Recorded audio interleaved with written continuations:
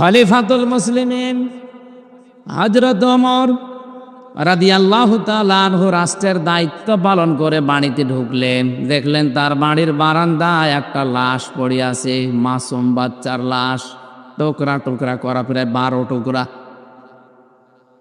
ওনার মাথা খারাপ হয়ে গেল।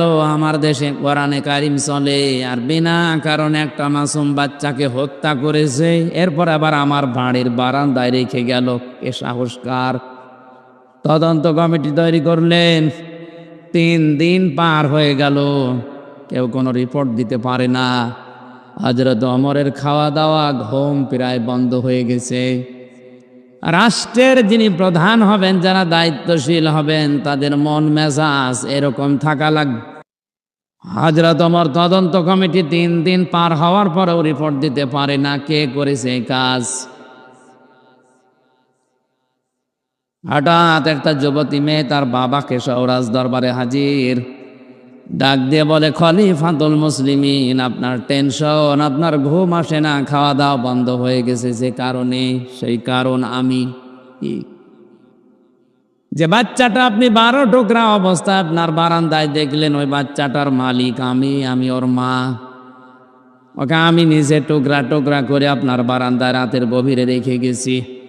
হযরত ওমর বলে, মেয়ে কি বলো, টের পাও? হ্যাঁ, আমি সজ্ঞানে বলছি। এ কাজ কেন করলে? মেয়েটা বলে, আমার বাবাকে নিয়ে আমি পাহাড়ি এলাকায়, জঙ্গল এলাকায় বসবাস করতাম।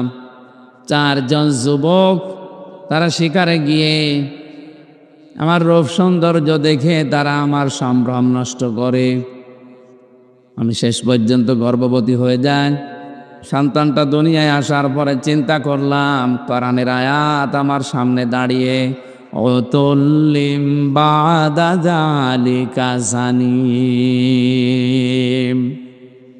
সূরা কলমের 13 নম্বর আয়াতে আল্লাহ জানিয়েছেন, হে নবী, আপনি দেখবেন যুগে যুগে ডাইরেক্ট ইনডাইরেক্ট আমার কোরআনের বিরুদ্ধে যারা অবস্থান নেবে, এগুলো অবৈধ, জারদ, বজ মেজাজি।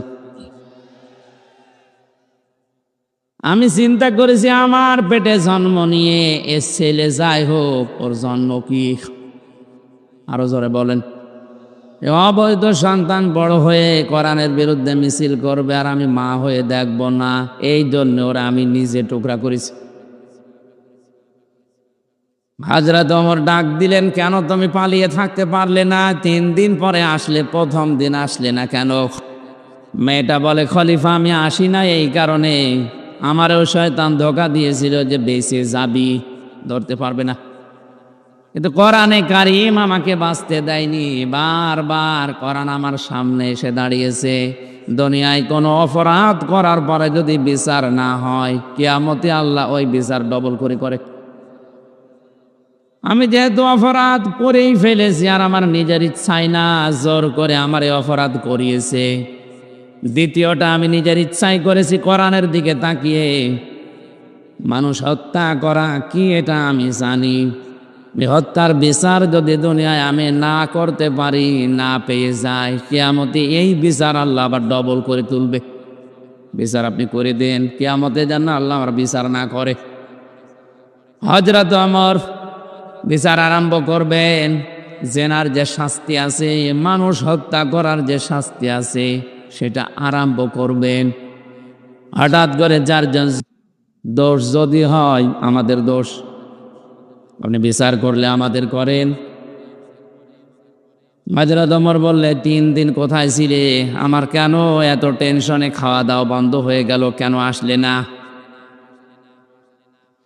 যুবকগুলো ডাক দিয়েছে, খলিফা, এ সেনা করার পর, ধর্ষণ করার পরে আমরা মনে করেছিলাম যে বেঁচে যাব, ধরতে পারবে না, কারণ কোনো সাক্ষী সেরকম নেই। বাইরে যাওয়ার পরে কোরআনে কারিম আমাদেরকে বারবার তাড়ায় যে দুনিয়াতে যদি গুনার বিচার না হয়, কিয়ামতে কিন্তু আল্লাহ এই বিচার ডবল করে করবে। শেষ পর্যন্ত আর আমরা পারলাম না। বিবেকের তাড়নায় চলে এসেছি, ইমানের তাড়নায় আপনি বিচার করে দেন, কিয়ামতে যেন আল্লাহ এই বিচার আর ডবল করে না করে। হযরত ওমর এই 5 জনের বিচার কোরআনে কারীম দিয়ে আরম্ভ করলেন। শিক্ষার বিষয় এখানে কোরআনে কারীম ওই রাষ্ট্র ব্যবস্থায় বিচার ব্যবস্থায় কায়েম ছিল। নফসের ধোকায় শয়তানের জালে যৌবনের তাড়নায় গুনাহ করার পরেও আল্লাহ তাদেরকে ঈমান দিয়ে মরণ দিয়েছে। আজ এই দেশে যদি আমরা কোরআনের বিচার ব্যবস্থা কায়েম করতে পারি, ছোটখাটো অপরাধ আমাদের যাই হোক না কেন, মানুষ হিসাবে মরণের আগে অন্তত গ্যারান্টি পাওয়া যায় যে ঈমান নিয়ে মরা যাবে। এই জন্য দলমত নির্বিশেষে টার্গেট থাকা লাগবে, কোরআন কি করে বিচার ব্যবস্থায় যায়। এইটা তো রাজনীতি। হ্যাঁ, কোরআনে কারীম কিভাবে মানুষের কাছে উপস্থাপন করা লাগে, আল্লাহ এই ধরনটা আমাদেরকে শিখিয়েছেন। কিতাবুন উনজিলা ইলাইকা ফালা ইয়াকুন ফি সাদরিকা হারাজুম মিনহু লিতুনযিরা বিহি ওয়া যিকরা লিল মুমিনিন। আল্লাহ পাক বলেন, এই যে একটা কিতাব আপনাকে দিলাম, এটা শুধু চুমা খাবেন আর টাকের উপরে রেখে দেবেন? এটা দিয়েছি মানুষদেরকে, আপনি সতর্ক করবেন। এই সতর্ক করার সময় যেন আপনার মনের ভেতরে কোনো দ্বিধা, দ্বন্দ্ব, সংশয়, সন্দেহ, সংকীর্ণতা কাজ না করে। কোরআন যখন প্রচার করবেন, তাফসীর করবেন, ব্যাখ্যা করবেন, আপনার মন যেন আবার দুর্বল হয়ে না যায়। ওয়াজিকরা লিল মুমিনিন, কোরআন মুমিনদের জন্য উপদেশ। কাদের জন্যে? হারাজন শব্দের ব্যাখ্যা পেয়েছি আমি 2টা, খুব খেয়াল করে শোনেন। কোরআনের কোন শব্দ যদি কেউ বোঝার জন্য চেষ্টা চালায়, নবীজি বলেন ও যদি নাও বোঝে, শুধু চেষ্টা করেছে 500 রাকাত নফল নামাজে সওয়াব পাবে। এটা না, আমল পরে আগে চেষ্টা করা। দেখেন তো আল্লাহ কি বলতে চান হারাজন দিয়ে। হে নবী, কোরআন দিয়ে যখন আপনি প্রচার করবেন, ব্যাখ্যা করবেন, হয়তো অনেকে আপনার তাফসীর না বোঝার কারণে রাজনীতি মনে করে বিরোধিতা করতে পারে। এই মানুষ এখন এই 1500 বছর পরে আর বাংলাদেশে নেই, বললে শুধু ওইদিকে নিয়ে যায়। আমার মনে হয় নবী যদি এখন বেঁচে থাকতেন আর এই আয়াতের ব্যাখ্যা যদি হারাজন শব্দটা করতেন, অনেকেই বলতো হুজুর এটা রাজনীতি। কথা বলেন না কেন? হারাজন শব্দের 2 নাম্বার ব্যাখ্যা হচ্ছে, আপনি যখন কোরআনে কারিমের তাফসীর করবেন, ওই এলাকায় ওই দেশে এমন অনেক নিয়ম নীতি চালু করা আছে ধর্মের নামে, যেগুলো আসলে ধর্ম না। তাফসীর মানে যেহেতু খুলে ফেলা, তাফসীর মানে কি? আবরণ দিয়ে ঢাকা আছে, আবরণটা খুলে ফেলা। এই যে ঢাকনা দিয়ে আপনারা চা দিলেন, ঢাকনাটা তুলে ফেলা, তাহলে বোঝা যাবে ভেতরে কি আছে। এই সমাজে, এই রাষ্ট্রে, এই দেশের ভেতরে যারা শিরক, বেদাত, কুফরি, জুলুম এগুলোর আবরণ দিয়ে নিজেদেরকে ঢেকে রেখেছে, মানুষকে বুঝতে দেয় না, কোরআনে কারীম দিয়ে তাফসীর করলে ওই পর্দাগুলো খুলে যাবে। জাতি তখন টের পাবে যে এটা 2 নাম্বার। 3টা প্রাণী আছে দুনিয়াতে, তারা দেখবেন দিনের আলোতে বের হয় না। রাত যত গভীর হয়, অন্ধকার নেমে আসে, রাতের আধারে তারা বের হয়। পেঁচা, বাদুর আর চামচিকা। নাম শুনেই বোঝা যাচ্ছে 2 নাম্বার। পেঁচা, বাদুর, চামচিকা, নাম শুনেই বোঝা যাচ্ছে চেহারা কিরকম হবে। এরা দেখবেন দিনের আলো যখন সূর্যের আলোতে বের হয় না, রাত যত গভীর হয়, অন্ধকার হয়, তখন বের হয়। আর বের হয়ে স্থির থাকে, মানুষের কলা নষ্ট করে, পানের বরজ নষ্ট করে, ফসল নষ্ট করে, ফল নষ্ট করে। কথা বলছেন না কেন? কি বুঝলেন এখান থেকে? দিনের আলো, সূর্যের আলো যাদের ভালো লাগে না, রাতের অন্ধকার বের হয়, এরপরেই ক্ষতি করা শুরু করে।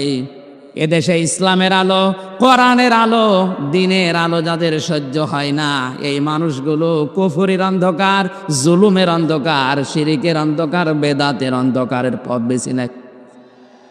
আর এগুলো বেছে নিয়েই মানুষের ঈমান আমল নষ্ট করে, ধ্বংস করে। কারণ এ দেশের সবচাইতে বড় ক্ষতি হচ্ছে বেদাতের কারণে। কেউ যদি বেদাত করে সে নবীর সুপারিশ পাবে না, হাউজে কাউসার নবীর হাতে পাবে না। অথচ এইটা বাংলাদেশ আর ভারতে বেশি। ইসলামের নাম নিয়ে হাজার হাজার জিনিস পালন করে চলছে মানুষ, ইসলাম মনে করে, অথচ ইসলাম না। মানে ফরিদপুরে আরো বেশি, কারণ আল্লাহর ওলি যত সব মরিছে এই জেলায়। আমি নাম নাই নিলাম। আমার এই দৃষ্টিতে প্রায় 44টা। আমি একটা বলছি একটু মিলান, নাকি আয় বাদ দিয়ে দেবো। আমি সাপের কাহিনী জানি, বলবো একেবারে করুণ সুরে বলি সাপের কাহিনী, আপনিও কাঁদেন আমিও কাঁদি, কেটে বাড়ি চলে যায়। এটাই তো চলে দেশে। নাম দিয়েছে তাফসীরুল কোরআন মাহফিল। একটা আয়াতের কোনো নিগড় তথ্য নেই, আন্দাজে কোথায় কোন বাবা আকাশ দিয়ে উড়িয়ে গেছে।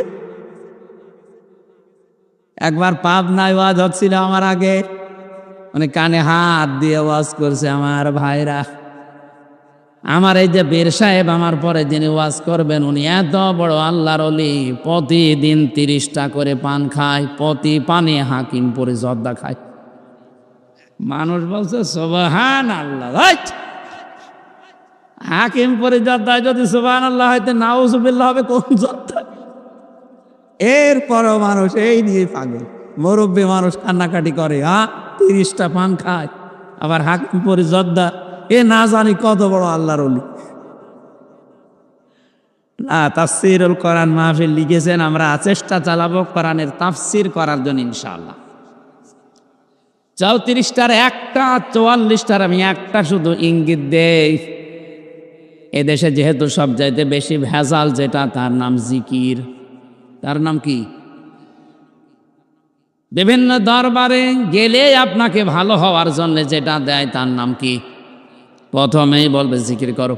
আর জিকির করতে নিষেধ নেই, জিকির একটা ইবাদত। জিকির কি? আলিল্লাহিল আসমাউল হুসনা ফাদউ বিহা ওয়া যারুল্লাযীনা ইউলহিদুনা ফি আসমাই সায়ুজজাউনা মা কানু ইয়ামালুন। খেয়াল করে শুনবেন। সূরা আরাফ 9 নম্বর পারা 13 নম্বর পৃষ্ঠা 4 নম্বর লাইনের 180 নম্বর আয়াত। এটা যত তাফসীর আমি পড়েছি আমার এই ছোট জীবনে, প্রতিটি তাফসীরে মুফাসসিরিন ইকরাম এই কথার ব্যাপারে একমত। আল্লাহর অনেক সুন্দর সুন্দর নাম আছে, যে নামে পারো ভালো লাগে ডাকো। আল্লাহর নাম কয়টা? 99টা তো কই যে কায়দার পেছনে আছে তাই। আল্লাহর নাম আমি তাফসীরে পেয়েছি 5000। কত? আপনি যে কোনো নামে পারেন ডাকেন, কোনো অসুবিধা নেই, কিন্তু সাবধান। ওয়াজারুল্লাযীনা ইলহিদুনা ফি আসমাই, ইলহাদ করে যারা, আল্লাহর নামকে পরিবর্ধন করে দেয়, উল্টা পাল্টা করে ডাকে, কাটছাট করে, তাদের সাথে তোমরা মিল দেশকার। নাকি আমি বানালাম? এই বলেন আল্লাহ নিষেধ করছেন। হ্যাঁ, আমার নামে ডাকো, সুবহানাল্লাহ বলো, আলহামদুলিল্লাহ বলো, আল্লাহু আকবার বলো, লা ইলাহা ইল্লাল্লাহ, অথবা ইয়া রহমান, ইয়া রহিম, ইয়া গফফার, যত নাম আছে আল্লাহর 5000, যে কোনো নামে পারেন ডাকেন, জিকির হবে। কিন্তু আল্লাহর নাম যারা কাটছাট করে, ইলহাদ করে, তাদের সাথে ডাকা যাবে না। এখন আল্লাহর নাম হচ্ছে সুবহান আল্লাহ, একটা জিকিরের শব্দ। শুধু সুবহান জিকির নয়, কথা বুঝতেছ? আকবার জিকির নয়, আলহামদ জিকির নয়। জিকির যদি করতে হয় পুরাটা করা লাগবে আলহামদুলিল্লাহ, সুবহানাল্লাহ, আল্লাহু আকবার, লা ইলাহা ইল্লাল্লাহ। অথবা বলেন ইয়া রহমান, ইয়া রহিম, ইয়া গফফার, ইয়া গফুর, কথা বলেন না কেন? এখন আল্লাহর নাম যেহেতু কাটছাট করা, ইলহাদ করা, ছোটখাটো করা, উল্টো পাল্টা করা নিষেধ। আপনি যদি এখন লা ইলাহা ইল্লাল্লাহ কিছুক্ষণ বলার পরে বলেন লা ইলাহা হচ্ছে, ইল্লাল্লাহ ইল্লাল্লাহ হচ্ছে, এরপরে আবার কিছু মানুষ আরম্ভ করেছে হো হো হচ্ছে, কারণ হো হো কোনো জিকির নেই। আর এখন তো ডিজিটাল কায়দায় বিশেষ করে ব্রাহ্মণবাড়িয়া, কুমিল্লা এ সমস্ত জায়গায় চলছে আল্লাহর নামের পাশাপাশি ইয়া আলী বাবা, শাহ আলী বাবা, খাজা বাবা। আপনি বলেন তো একটা এবাদতকে আপনি কোন জায়গায় নিয়ে গেলেন? এই কথাগুলো যখন কোরআন দিয়ে আপনি বলতে যাবেন ওগুলো তো মিলবে না। ওই এলাকায় যারা এবাদত মনে করে এটা করতো তারা তখন আপনার প্রতি রাগ করবে, মন খারাপ করবে। আমার মনে হয় ১৫০০ বছর আগের কথা এখন খাপের খাপ মুনতাজের বাত মিলে যাচ্ছেন। আর এদেরকে যদি বলতে যান কোরআন দিয়ে কি বলবে জানেন ওরা? সূরা মায়েদা ৭ নম্বর পারার ৪ নম্বর পৃষ্ঠার ১ম নম্বর লাইনের ১০৪ নম্বর আয়াতে আছে ওয়াইদা কিলা লাহুম তাআলাউ ইলা মা আনজালাল্লাহু ওয়া ইলার রাসূলি ক্বালু হাসবুনা মা ওয়াজাদনা আলাইহি আবাআনা আওয়ালাউ কানা বাউহুম লা ইয়ালামুনা শাইআন ওয়া লা ইয়াহতাদুন। এটা তাফসিরে ইবনে কাসিরে আছে আর তাফসিরে বাইজাবিতে আছে। ভালো করে খিলাম মিলাবেন বাড়িতে, যে ও মানে এবং ইজা মানে যখন ইলা মানে বলা হয়, তাআল মানে আসো, ইলা মানে দিকে, মা মানে যা, আনজালাল্লাহ মানে আল্লাহ নাজিল করেছেন। হে নবী আপনি যখন ফরিদপুরে মনে করেন যাবেন, এই কামারখালী দয়ারামপুরে আসবেন, মানুষদেরকে যখন বলবেন আসো আল্লাহ যা নাজিল করেছে ওই দিকে, আমার আদর্শের দিকে আসো, ক্বালু হাসবুনা, আপনি দেখবেন অনেক মানুষ আপনার এই কথা শোনার পরে ক্বালু বহু বছর, কি বছর, অনেকে এই কথা বলবে হাসবুনা আমাদের জন্য যথেষ্ট, মা ওয়াজাদনা যা আমরা পেয়েছি, আলাইহি আবানা আমাদের বাপদাদা পূর্বপুরুষ মুরব্বী পীর সাহেব এদের কাছে আমরা যা পেয়েছি এইটাই যথেষ্ট, আপনারটা লাগবে না। এ কথা বলা মানুষ দেশে নেই।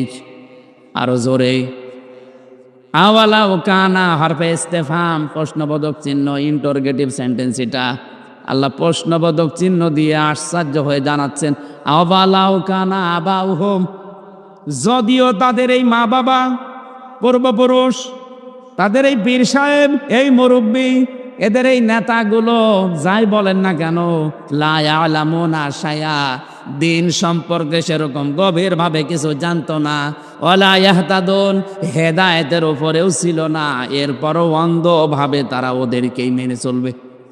আপনি বলেন তো এখন আজকে বাংলাদেশে মেলে কি না? সবচাইতে বেশি মেলে এই ফরিদপুরে। এক কথা বলছে না কেন? এমন অন্ধ ভক্ত, কোরআন শরীফ গলিয়ে খাওয়াবেন, বলবেন না আমার বাবা বলিস, তোর বাবাই বড় হয়ে গেল। আমি যে কথাগুলো বলছি দলিল দিয়ে বলেছি, আয়াত পারা পৃষ্ঠা লাইন রুকু তাফসিরের নাম প্রত্যেকটা শব্দ ভেঙ্গে ভেঙ্গে বলিস। কোন হুজুর নিয়ে আসবেন, নিয়ে এসে বসে রাখেন। বাইরে যে যদি গেবত করেন যে কিছুই বুঝলাম না, আপনার কিছু সব খুলে ফেলা হবে।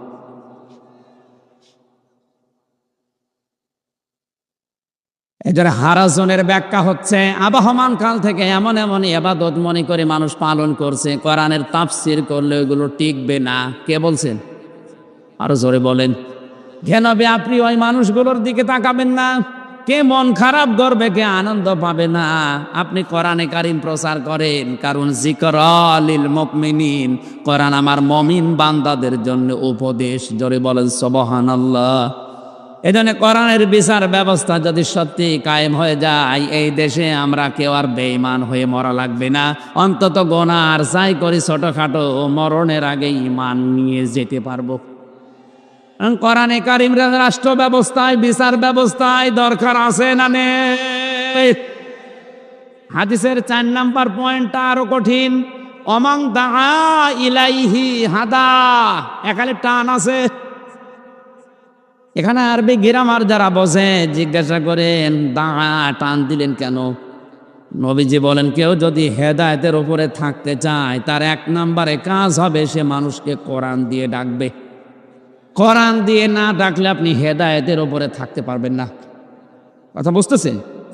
কোরআন দিয়ে না ডাকলে আপনি হেদায়েতের উপরে থাকতে, আপনি অনেকেই মনে করে আমার বড় বড় দাড়ি আছে, আমার জব্বা আছে, আমি পাগড়ি মাথায় দেই, আমি মসজিদের সভাপতি, আমি হেদায়েতের উপরে থাকবো না। থাকবে কে? না, আপনি হেদায়েতের উপরে থাকতে গেলে মানুষকে ডাক দেওয়া লাগবে কি দিয়ে? আমাদের জীবনের ভীষণ মিশন একমাত্র টার্গেট আজকে থেকে মানুষকে ডাকলে আমি কোরআন দিয়ে ডাকবো, কারণ আমি হেদায়েতের উপরে থাকতে চাই। কথা বলেন না কেন? প্রতিদিন যে আয়াতটা আপনি কমপক্ষে 17 বার করে আল্লাহকে বলেন ইহদিনাস সিরাতাল মুস্তাকিম, হে আল্লাহ আমাকে সহজ সরল পথ দেখাও। আপনি নিজেই বলছেন, আর নিজে টিকে থাকার জন্য কোনো চেষ্টা আপনার নেই। আপনি নিজের কথাই নিজে মিথ্যাবাদী। হাদিসের শেষ কথাটা শোনেন, ফাকাদ হুদিয়া ইলা সিরাতিম মুস্তাকিম। কোন মানুষ যদি কোরআনের ডাকে সত্যি সাড়া দিতে পারে, আল্লাহ নিজে দায়িত্ব নিয়ে তাকে সিরাতে মুস্তাকিম নসিব করে দেবে। ফরিদপুরবাসী, আজকে থেকে আপনি সিদ্ধান্ত নিতে পারেন, যদি সত্যি আপনি কোরআনের ডাকে সাড়া মন থেকে দিতে পারেন, অবশ্যই আল্লাহ আপনাকে সিরাতে মুস্তাকিম জান্নাতের পথ দেখিয়ে দেবেন। এটা পাওয়ার জন্যই তো আজকের এই আয়োজন। কথা বলেন ঠিক কিনা? আল্লাহ এখান থেকে সিরাতে মুস্তাকিমের পথের চিহ্ন নিয়ে বাড়ি যাওয়ার তৌফিক দিন, বলেন আমিন। নবীজি বলেন মান ক্বালা বিহি সাদাকা, যারা কোরআন দিয়ে কথা বলে এরা সত্য কথা বলে। সুতরাং আজকে থেকে মরণ পর্যন্ত কারো কথা শুনতে হলে কিসের কথা শোনা লাগবে? অনেক পাশের সিটে বসা ছিল তো নেতা ধরনের মানুষ, বলছো হুজুর আর কত মিথ্যা কথা বল, জীবনে আর মিথ্যা বলতে পারছি না, জীবন শেষ হয়ে গেল।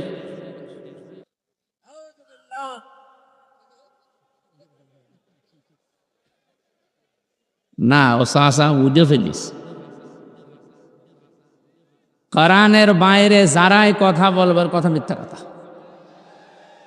নমান আসদাকু মিনাল্লাহি কিলা, আল্লাহর চাইতে সত্য কথা দুনিয়ায় কেউ বলেও না, ও বলতেও পারবে না। এখানে কথা শুনলে কোরআন কেন্দ্রিক শোনা লাগবে। আমান আমিলা বিহি উজিরা, যারা কোরআন দিয়ে আমল করে আল্লাহ নিজে তাদেরকে পুরস্কার দান করে। আজকে যে আয়াত পড়েছি এমনিতে পড়ি নাই। কুষ্টিয়াতে একজন আমারে বলছিল, হুজুর এত ওয়াজ করেন 1.5 ঘন্টা 2 ঘন্টা মনে রাখা যায়? এমন একটা ওয়াজ করেন যেন একটা ওয়াজ শুনলে জান্নাত যেতে পারে। হ্যাঁ ঠিক আছে, কোরআন শরীফ পড়ে চিন্তা করলাম এমন একটা আয়াত বের করা লাগবে এর জন্য যে একটা কথা মেনে নিলে যেন জান্নাতে যেতে পারে। এই আয়াতটা পেয়েছি। আমরাও যদি আজকে এই আয়াতটা মেনে নিতে পারি, কোরআনে কারিম সামনে নিয়ে আমরা গ্যারান্টি দিতে পারি যে আমরা জান্নাতি। আজকের আলোচনার বিষয় হচ্ছে একটা কাজে জান্নাতি। কয়টা? বলেন বলেন। এখন একটা কাজ করবেন তো? কোরআনের কাজ আছে প্রায় 500। কত? শরীয়তের বিধান কোরআনে আছে কত বলেন তো? এর ভেতরে আজকে একটা পড়েছি। এই একটার ভেতরে সব লুকানো আছে। আমরা সবগুলো যদি আবিষ্কার করতে নাও পারি, সেই কয়টা পারবো ইনশাল্লাহ কোরআনের আমল করলে পুরস্কার আল্লাহ নিজের হাতে দান করবে। আপনি যদি হাদিস দেখে আমল করেন, ফাজাইল দেখে আমল করেন, দুনিয়ার কোনো কিতাব দেখে আমল করেন, সওয়াব পাবেন না, কিয়ামতে পুরস্কার পাবেন না তা না, পাবেন। হয়তো পুরস্কার ফেরেশতারা দেবে, নবীরা দেবে, রাসূলরা দেবে, কিন্তু কোরআনের আমল যদি কেউ করে আল্লাহ নিজের হাতে পুরস্কার দেবে। আমান হাকামা বিহি আদিলা, কোরআন দিয়ে যারা বিচার ফাইসাল্লা করবে তারা ন্যায় বিচার কায়েম করতে পারবে। হাদিসের অংশ দ্বারা আমরা বুঝতে পারলাম কোরআনের বিচার যতদিন পর্যন্ত দেশে কায়েম না হবে ন্যায় বিচার আশা করাও যায় না।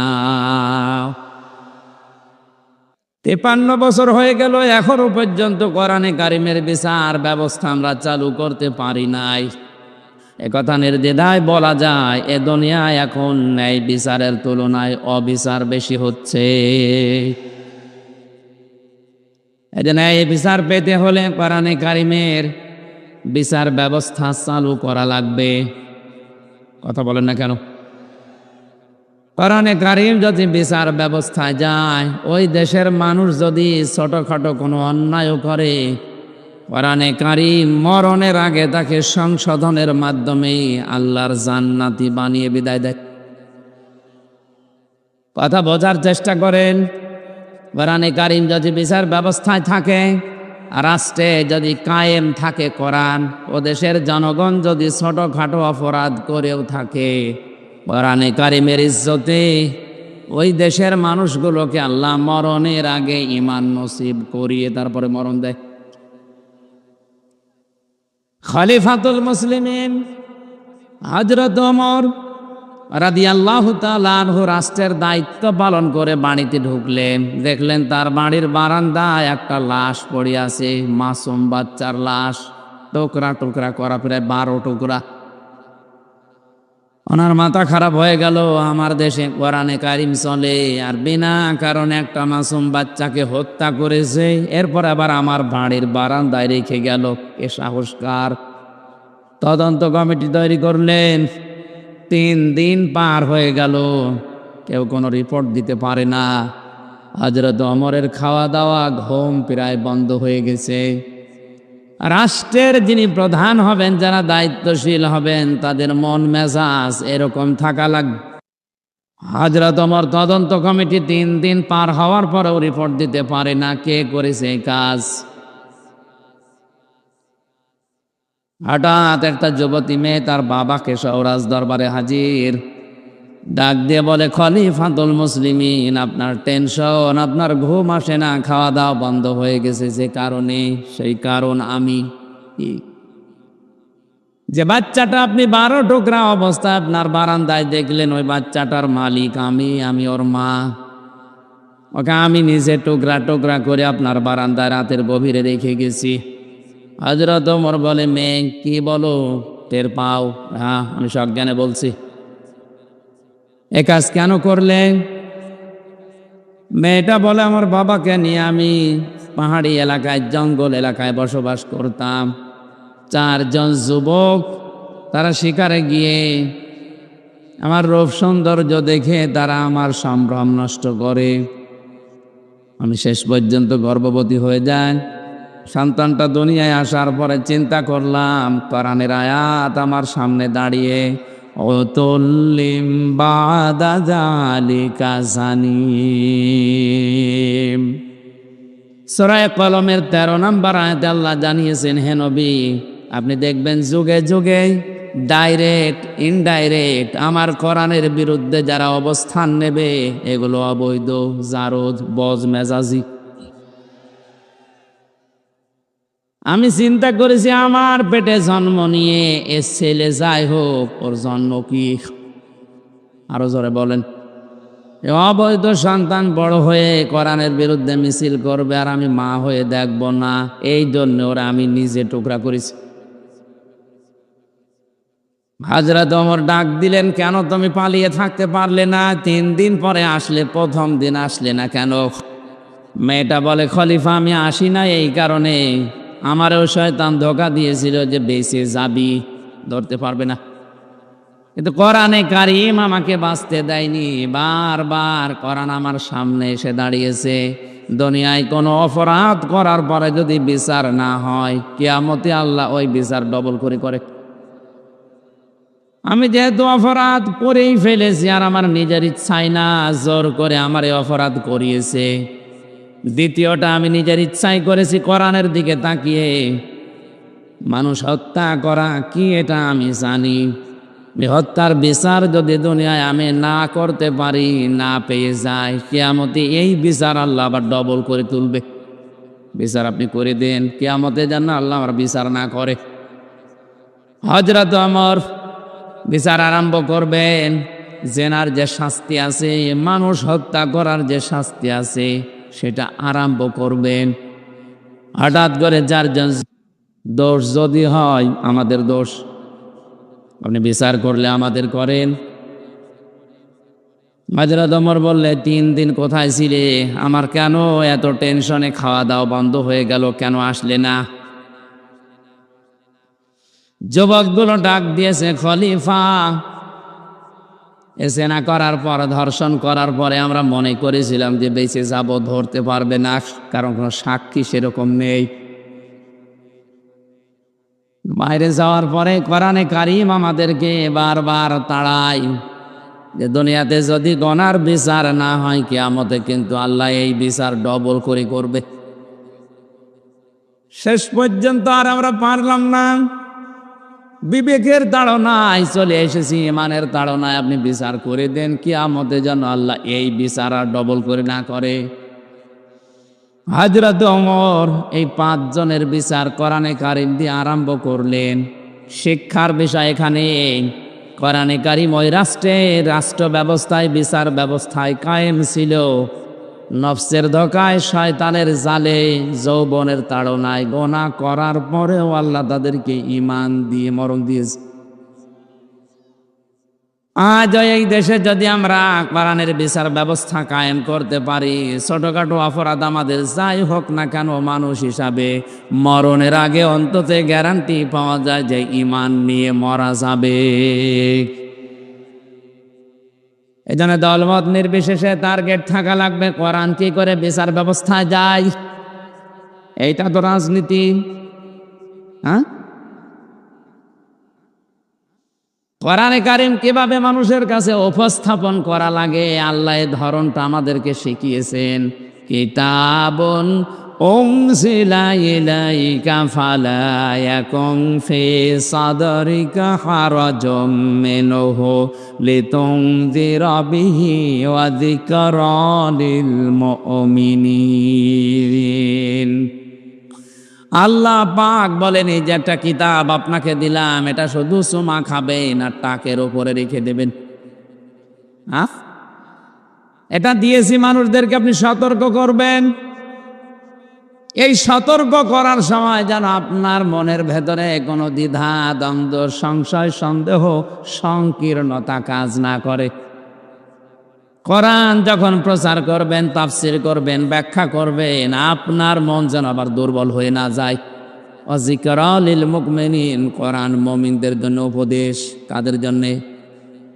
হারাজন শব্দের ব্যাখ্যা পেয়েছি আমি 2টা, খুব খেয়াল করে শোনেন। কোরআনের কোন শব্দ যদি কেউ বোঝার জন্য চেষ্টা চালায়, নবীজি বলেন ও যদি নাও বোঝে, শুধু চেষ্টা করেছে, 500 রাকাত নফল নামাজের সওয়াব পাবে। এটা না, আমল পরে, আগে চেষ্টা করা। দেখেন তো আল্লাহ কি বলতে চান হারাজন দিয়ে।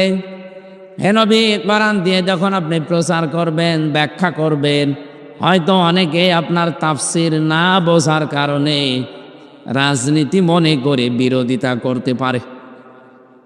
এই মানুষ এখন এই 1500 বছর পরে আর বাংলাদেশে নেই, বললে শুধু ওইদিকে নিয়ে যায়।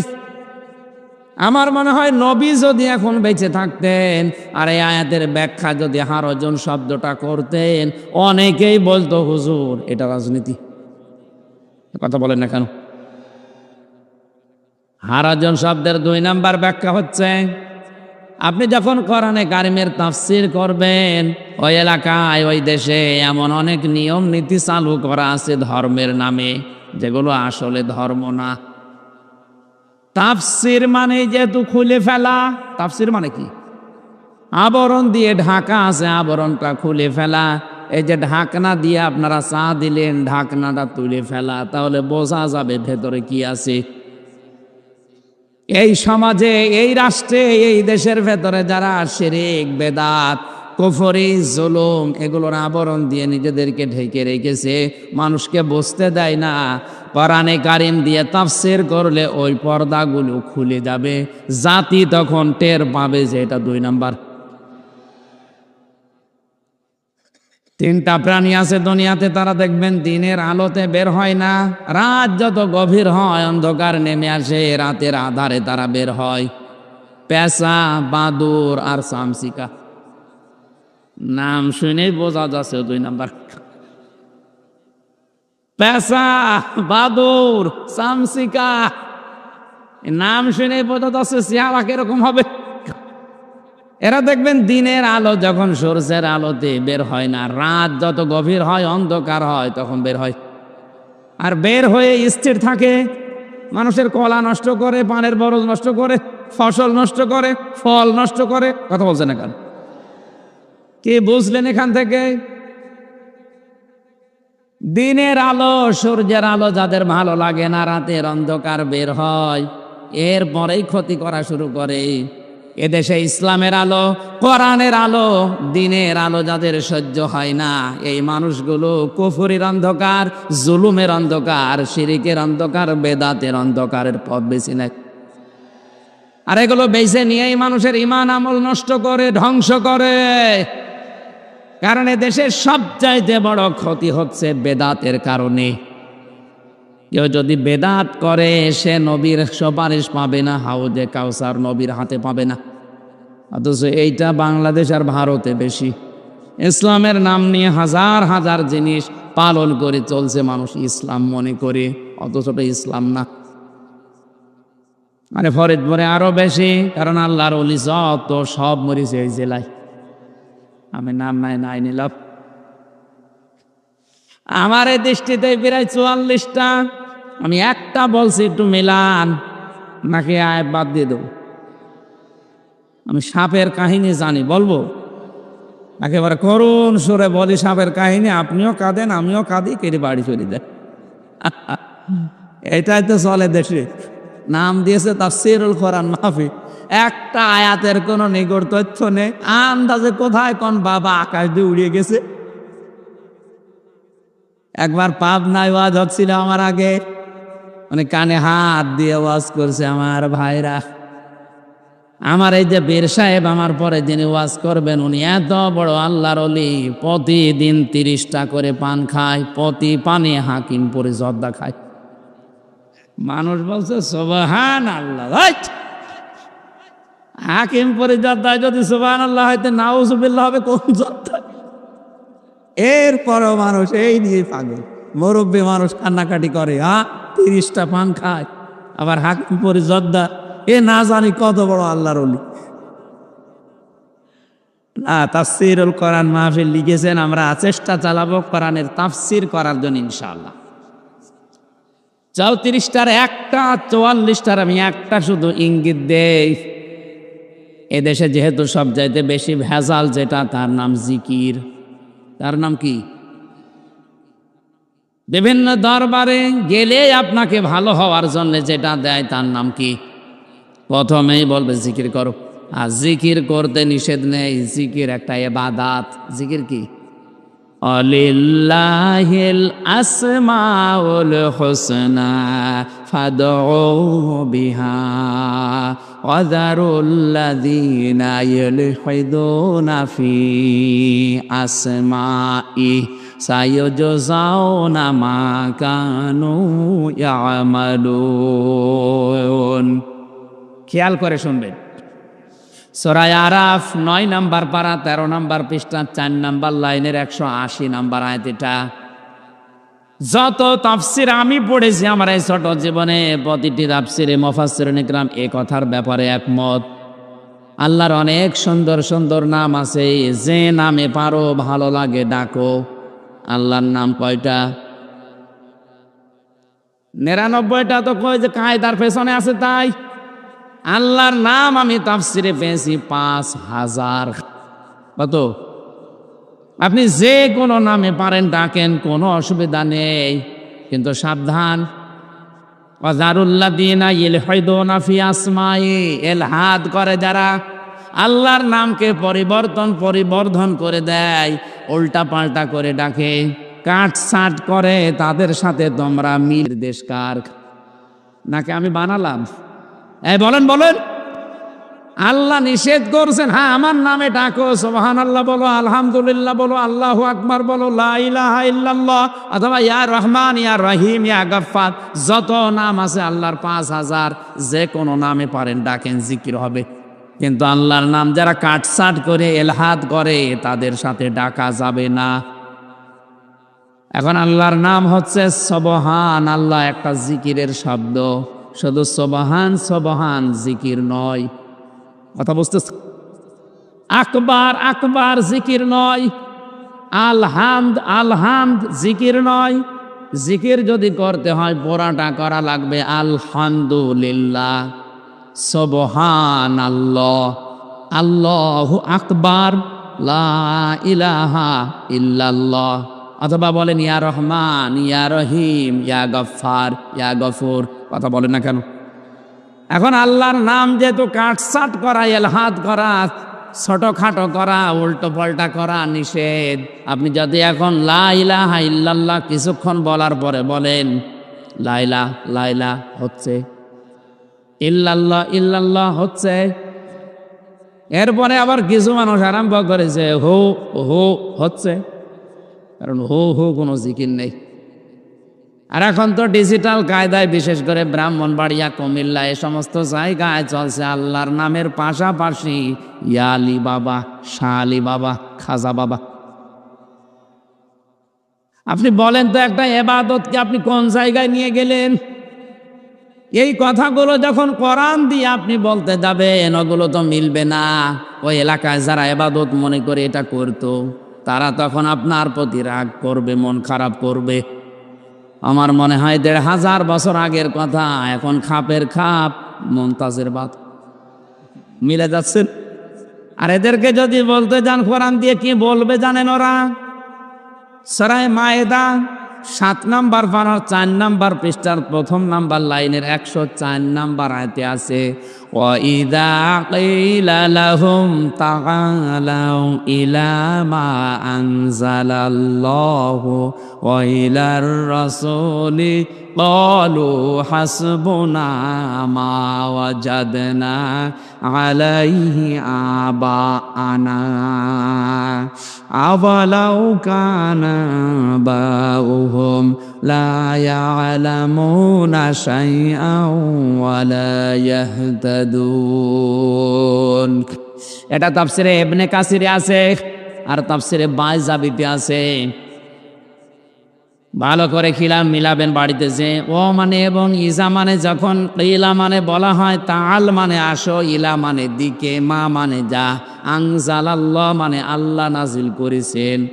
হে নবী আপনি যখন ফরিদপুরে মনে করেন যাবেন, এই কামারখালী দয়ারামপুরে আসবেন, মানুষদেরকে যখন বলবেন আসো আল্লাহ যা নাজিল করেছে ওই দিকে, আমার আদর্শের দিকে আসো, ক্বালু হাসবুনা, আপনি দেখবেন অনেক মানুষ আপনার এই কথা শোনার পরে ক্বালু বহু বছর, কি বছর, অনেকে এই কথা বলবে হাসবুনা আমাদের জন্য যথেষ্ট, মা ওয়াজাদনা যা আমরা পেয়েছি, আলাইহি আবানা আমাদের বাপদাদা পূর্বপুরুষ মুরব্বী পীর সাহেব এদের কাছে আমরা যা পেয়েছি এইটাই যথেষ্ট, আপনারটা লাগবে না। এ কথা বলা মানুষ দেশে নেই। আরো জোরে আওয়ালাউ কানা হরফে ইস্তেফহাম প্রশ্নবোধক চিহ্ন, ইন্টারোগেটিভ সেন্টেন্স, এটা আল্লাহ প্রশ্নবোধক চিহ্ন দিয়ে আশ্চর্য হয়ে জানাচ্ছেন আওয়ালাউ কানা আবাউহুম, যদিও তাদের এই মা বাবা পূর্বপুরুষ, তাদের এই পীর সাহেব, এই মুরব্বী, এদের এই নেতাগুলো যাই বলেন না কেন, লা ইয়ালামুনা শাইআ দিন সম্পর্কে সেরকম গভীরভাবে কিছু জানতো না, ওয়ালা ইয়াহতাদুন হেদায়েতের উপরেও ছিল না, এরপরও অন্ধভাবে তারা ওদেরকেই মেনে চলবে। আপনি বলেন তো এখন আজটা বাংলাদেশে মেলে কি না? সবচাইতে বেশি মেলে এই ফরিদপুরে। এক কথা বলছে না কেন? এমন অন্ধ ভক্ত কোরআন শরীফ গলিয়ে খাওয়াবেন, বলবেন না আমার বাবা বলিস, তোর বাবাই বড় হয়ে গেল। আমি যে কথাগুলো বলছি দলিল দিয়ে বলেছি, আয়াত পারা পৃষ্ঠা লাইন রুকু তাফসিরের নাম প্রত্যেকটা শব্দ ভেঙ্গে ভেঙ্গে বলিস। কোন হুজুর নিয়ে আসবেন, নিয়ে এসে বসে রাখেন। বাইরে যে যদি গেবত করেন যে কিছুই বুঝলাম না, আপনার কিছু সব খুলে ফেলা হবে।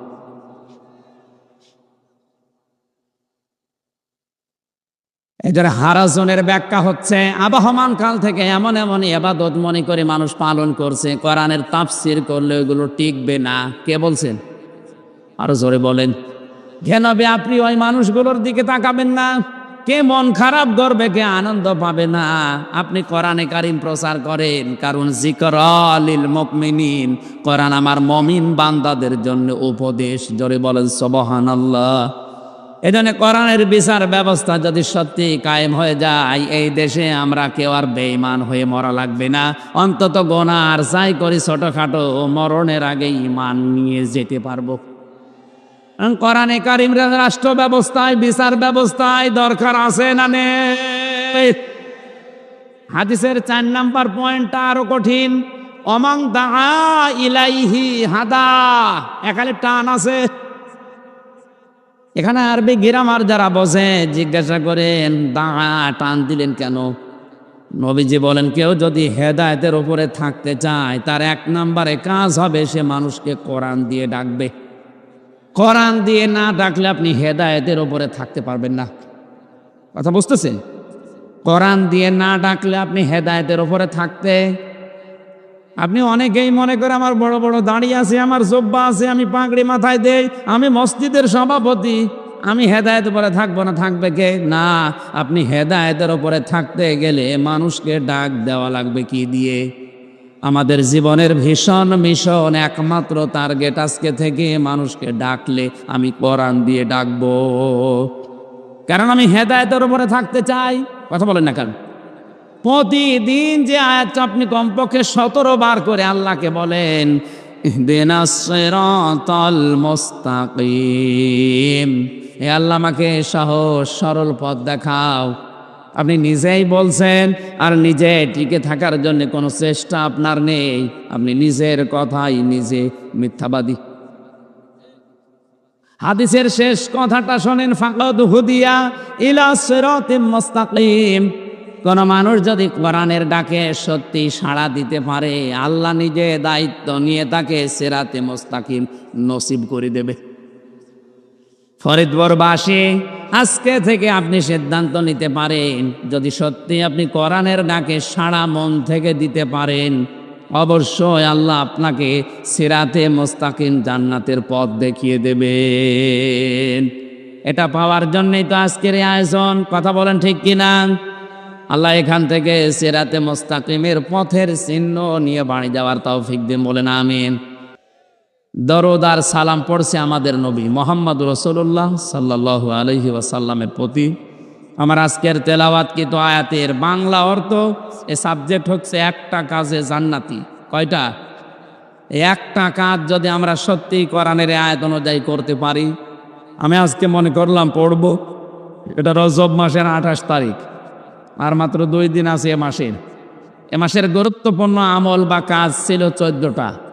বিশ্বনবীকে ধলির ধরা দেখে একেবারে সে আরশ মহল্লায় নিয়ে জান্নাত জাহান্নাম দেখিয়ে 27 বছর তার গবেষণাগারে বসিয়ে 14টা জিনিস হাতে কলমে শিখিয়েছিলেন, লাইব্রেরিতে বসিয়ে। কয়টা?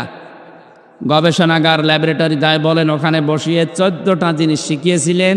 ব্যক্তি, পরিবার, সমাজ এবং রাষ্ট্র কিভাবে এই 14টা জিনিস কায়েম করা যায়। যদি কায়েম করতে পারেন, পুরা সমাজ ব্যবস্থা হবে জান্নাতি সমাজ। তো সেটা আজকে না, কারণ আজকে আমি ওই আয়াতটা পড়ি নাই। আর আশপাশে যদি কোনো জায়গায় থাকে রজব মাসের শিক্ষা, ওই 14টা আমি বলবো। আজকে তেলাওয়াত করেছি সূরা বাকারার 36 নম্বর আয়াত, 38। সূরা বাকারার কত নাম্বার আয়াত? জবান খুলে কোরআনের সোনালী আয়াতটা একবার পড়েন, প্রতিটি অক্ষরে যেন 10টা করে নেকি হয়। এরপরে আমরা তাফসিরে প্রবেশ করব ইনশাআল্লাহ। জবান খুলে না। আউযু বিল্লাহি মিনাশ শাইতানির রাজিম। বিসমিল্লাহির রহমানির রহিম।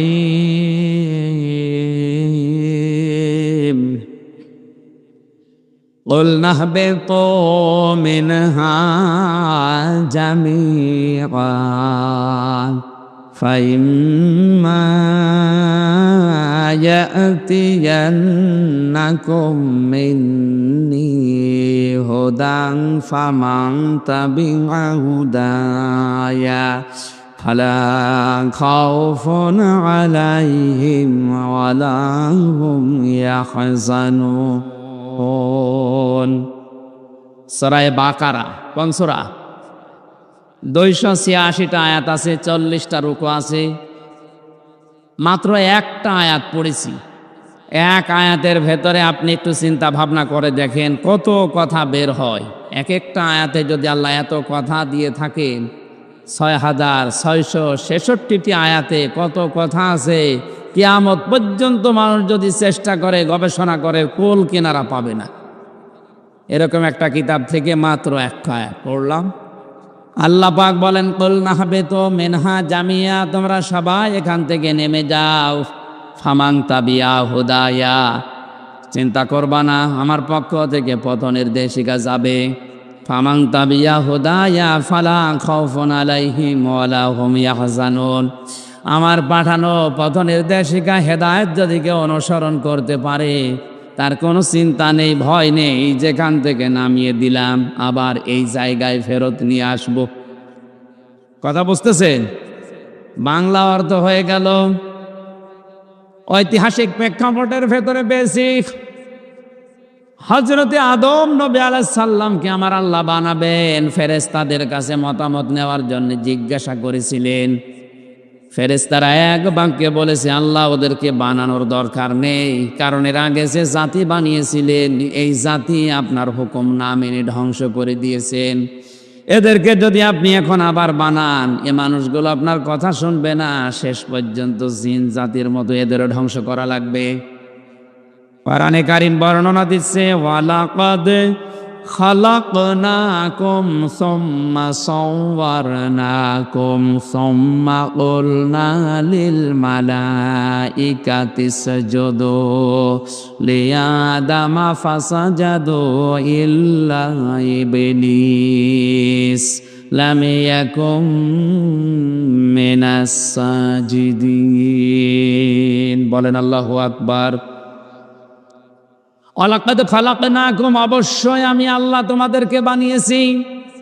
আমাদেরকে বানিয়েছেন, এর আগে আমার আল্লাহ সর্বপ্রথম যেটা বানিয়েছেন আমাদের বাবা হযরতে আদমকে। 4 জন ফেরেশতা দুনিয়াতে পরপর পাঠিয়েছিলেন মাটি নেওয়ার জন্যে। মাটির কন্দম দেখে কেউ নিতে পারে না, এটা ইবনে কাসিরের বর্ণনা। হযরতে আজরাইল সর্বশেষ এসে এক খামসা মাটি নিয়েছিলেন। তার এই এক খামসার ভেতরে মাটি ছিল 40 মণ, 36 হাত মোটা, 120 হাত লম্বা, বিশাল দেহ ফেরেশতারা বানিয়ে রেখে দিয়েছেন। আল্লাহ পাক বলেন, সুম্মা সাব্বারনাকুম, এই যে আকৃতি এটা আমি আল্লাহ নিজে বানিয়েছি, তোমাদের এই আকৃতি আমি আল্লাহ বানিয়েছি।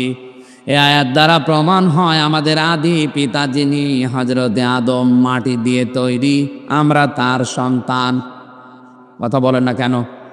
কিন্তু আজ অনেকে ষড়যন্ত্র করে আমাদেরকে আদম নবীর সন্তান থেকে ভুলিয়ে তারা বানরের সন্তান বানানোর চেষ্টায় আছে। মানুষকে বানর থেকে এসেছে কথা বলে প্রমাণ করতে চান। এরা কোরআনে কারিমের আয়াতের পুরাপুরি বিরোধী।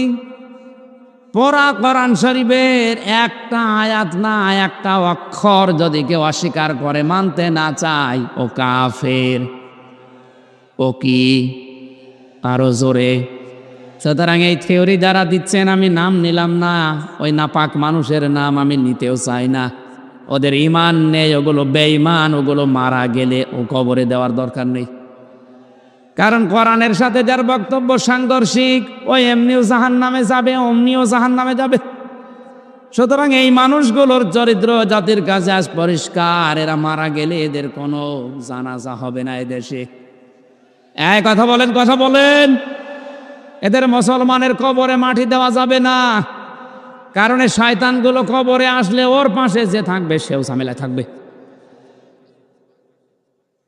ও সমস্ত মানুষ পুড়িয়ে ফেলায় ভালো, কারণ মরণের পর আল্লাহ ওদের এমনি পোড়াবে। কি জাহান্নামে পোড়াবে না? আগে থেকেই পুড়িয়ে ফেলেন। আল্লাহ বলেন, আমি তোমাদেরকে বানিয়েছি মাটি দিয়ে, তোমাদের আদি পিতাকে, আর তোমরা তার সন্তান। আর এখন কোন জায়গা থেকে হাজার হাজার পরে এসে বলছেন আমরা বানরের সন্তান। সুতরাং এই থিওরিগুলো এ দেশে যারা বিভিন্ন কায়দায় প্রচার করতে চাচ্ছেন, আমাদের সিলেবাসে ঢোকাতে চাচ্ছেন, যারা আমাদের দায়িত্বে আছে তাদেরকে বলবো এগুলোকে মাইনাস করা লাগবে। আমরা জানি অনেক মানুষ পৃথিবীতে অজু করলে অজু ভেঙে যায় না, যায় না? কয়টা কারণে মানুষের অজু ভেঙে যায়? হ্যাঁ, কে বলল? 7টা কারণে মানুষের অজু ভেঙে যায়। যে কোনো একটা কারণ যদি পান আপনার ওই অজু দিয়ে আর নামাজ, আরো জোরে বলেন, নামাজ ভেঙে যায় 19টা কারণে। কয় কারণে? এর একটাও যদি কারো ভেতরে পাওয়া যায় ও নামাজ আর নামাজ থাকবে না, শেষ। হজ ভাঙার কারণ আছে, জাকাত ভাঙার কারণ আছে, রোজা ভাঙার কারণ আছে না, নেই? ঠিক অনুরূপভাবে মানুষের ঈমান ভাঙারও কারণ আছে। আমি তাফসিরে পেয়েছি মানুষের ঈমান ভেঙে যায় 10টা কারণে। কয়টা? এখানে যারা মুসলমান বসে আছেন, দল মত নির্বিশেষে যে দল করেন আপনি করেন, আপনি দেখেন তো আপনার ঈমান আছে না ভেঙে গেছে। 7টা কারণে যেমন আপনার অজু ভেঙে যায়, ওই অজু দিয়ে আর নামাজ হয় না। 19টা কারণে নামাজ ভেঙে যায়, ওটা আর নামাজ থাকে না। 10টা কারণে আপনার ঈমান ভেঙে যাবে, ওটা আর ঈমান থাকবে না, আপনি বেঈমান। বেঈমানের জন্য জাহান্নাম না জান্নাত? আরো জোরে। এবার আপনি নিজের সাথে মেলাবেন। আমি দলিলগুলো লম্বা করে বলতে পারছি না, শুধু থিওরিগুলো বলছি। 1 নম্বরে সূরা জুমারের 56 না 65 নাম্বার আয়াতে আছে, যারা শিরিক করবে ওদের ঈমান ভেঙে যাবে। 2 নম্বরে যারা কুফরি করবে ওদের ঈমান ভেঙে যাবে। 3 নম্বরে যারা নেফাকি করবে, মুনাফিকি। এর একটা উদাহরণ আমি অনেক জায়গা থেকে সংগ্রহ করেছি। একটা উদাহরণ হচ্ছে এই মুনাফিক, নেফাক আছে তার ভেতরে, যারা সব ধর্মকে দুনিয়ায় সমান মনে করে। আজ এইটা দেশে বাড়তেছে। হিন্দুদের কিছু ভোট পাওয়ার জন্য ওদের ধর্মকেও ইসলামের মতো সমান মনে করছে। আপনার ঈমান নষ্ট হয়ে গেছে, আপনি এখন বেঈমান। যদি ঈমান আনতে চান আবার নতুন করে আপনাকে কালেমা পড়া লাগবে। সব ধর্ম সমানে কথা বলা ঈমান ভঙ্গের 3 নম্বর কারণ। কারণ ধর্ম মাত্র আল্লাহর কাছে একটা, আর বাকিগুলো সব শয়তান বানিয়েছে। 4 নম্বরে ঈমান ভাঙার কারণ, নবী ছাড়া অন্য কারো আদর্শ যদি কারো কাছে ভালো লাগে ওর ঈমান ভেঙে যায়। এদেশে নেই, বহুত আছে, মানে আপনি। 5 নম্বরে আল্লাহর বিধানকে যাদের ভালো লাগে না, এই মানুষ এখন 100 ভাগের 85 ভাগ। কয়েকদিন আগে একটা জরিপ পেয়েছিলাম, এদেশে আল্লাহর আইন ভালো লাগে, নবীজির আদর্শকে একমাত্র আদর্শ হিসাবে মেনে নেয় মাত্র 100 জনের 15 জন। বাকি থাকে কত? আপনি বলেন তো। ঈমান আন্দাজে দাবি করছি যে 96 ভাগ মুসলমান। 96 ভাগ মুসলমান আসলে মুসলমানই দেওয়া আছে। মুসলমানই দিলেই যদি মানুষ মুসলমান হয়ে যায়, তে ছাগল কি? ছাগল মুসলমান না। এই ভান্ডামি বাদ দেন। আল্লাহর বিধান যাদের অপছন্দ হবে ওদের ঈমান ভেঙে যাবে, ব্যর্থ হয়ে যাবে, নষ্ট হয়ে যাবে। আমল ব্যর্থ হওয়ার, নষ্ট হওয়ার কারণ আছে 17টা। ওটা আমার আজকের বিষয় না। আমি ঈমান ভাঙার কারণগুলো পয়েন্ট আকারে বলছি। 5 নম্বরে আল্লাহর বিধান যাদের ভালো লাগে না, সে যে দলের লোক হোক ওটা বেঈমান। 6 নম্বরে দিনের বিধানকে যারা কটাক্ষ করে, আল্লাহ বললেন আমি নিজে বানিয়েছি মানুষ মাটি দিয়ে, তোমরা আদমের সন্তান। আর আপনি কোন জায়গা থেকে কোন থিওরি এনে আমাদেরকে কি ভুলভাল বোঝাতে চান? ইসলামের বিধানকে আপনি কটাক্ষ হিসাবে দেখছেন, আপনার ঈমান নেই। আপনার নাম যতই মুহাম্মদ অমক হোক, এক কথা বলেন এখানে। এরপর এটা 6-7 নম্বরে যারা জাদুকার, যারা জাদু করে। এরপরে 8 নম্বরে যারা মুসলমানদের বিরুদ্ধে ষড়যন্ত্র করে। এটা এই দেশে নেই। 9 নম্বরে যারা ইসলামের ঊর্ধ্বে কাউকে মনে করে। নাম ধরা লাগবে? না মানে আপনি বুঝতেছেন?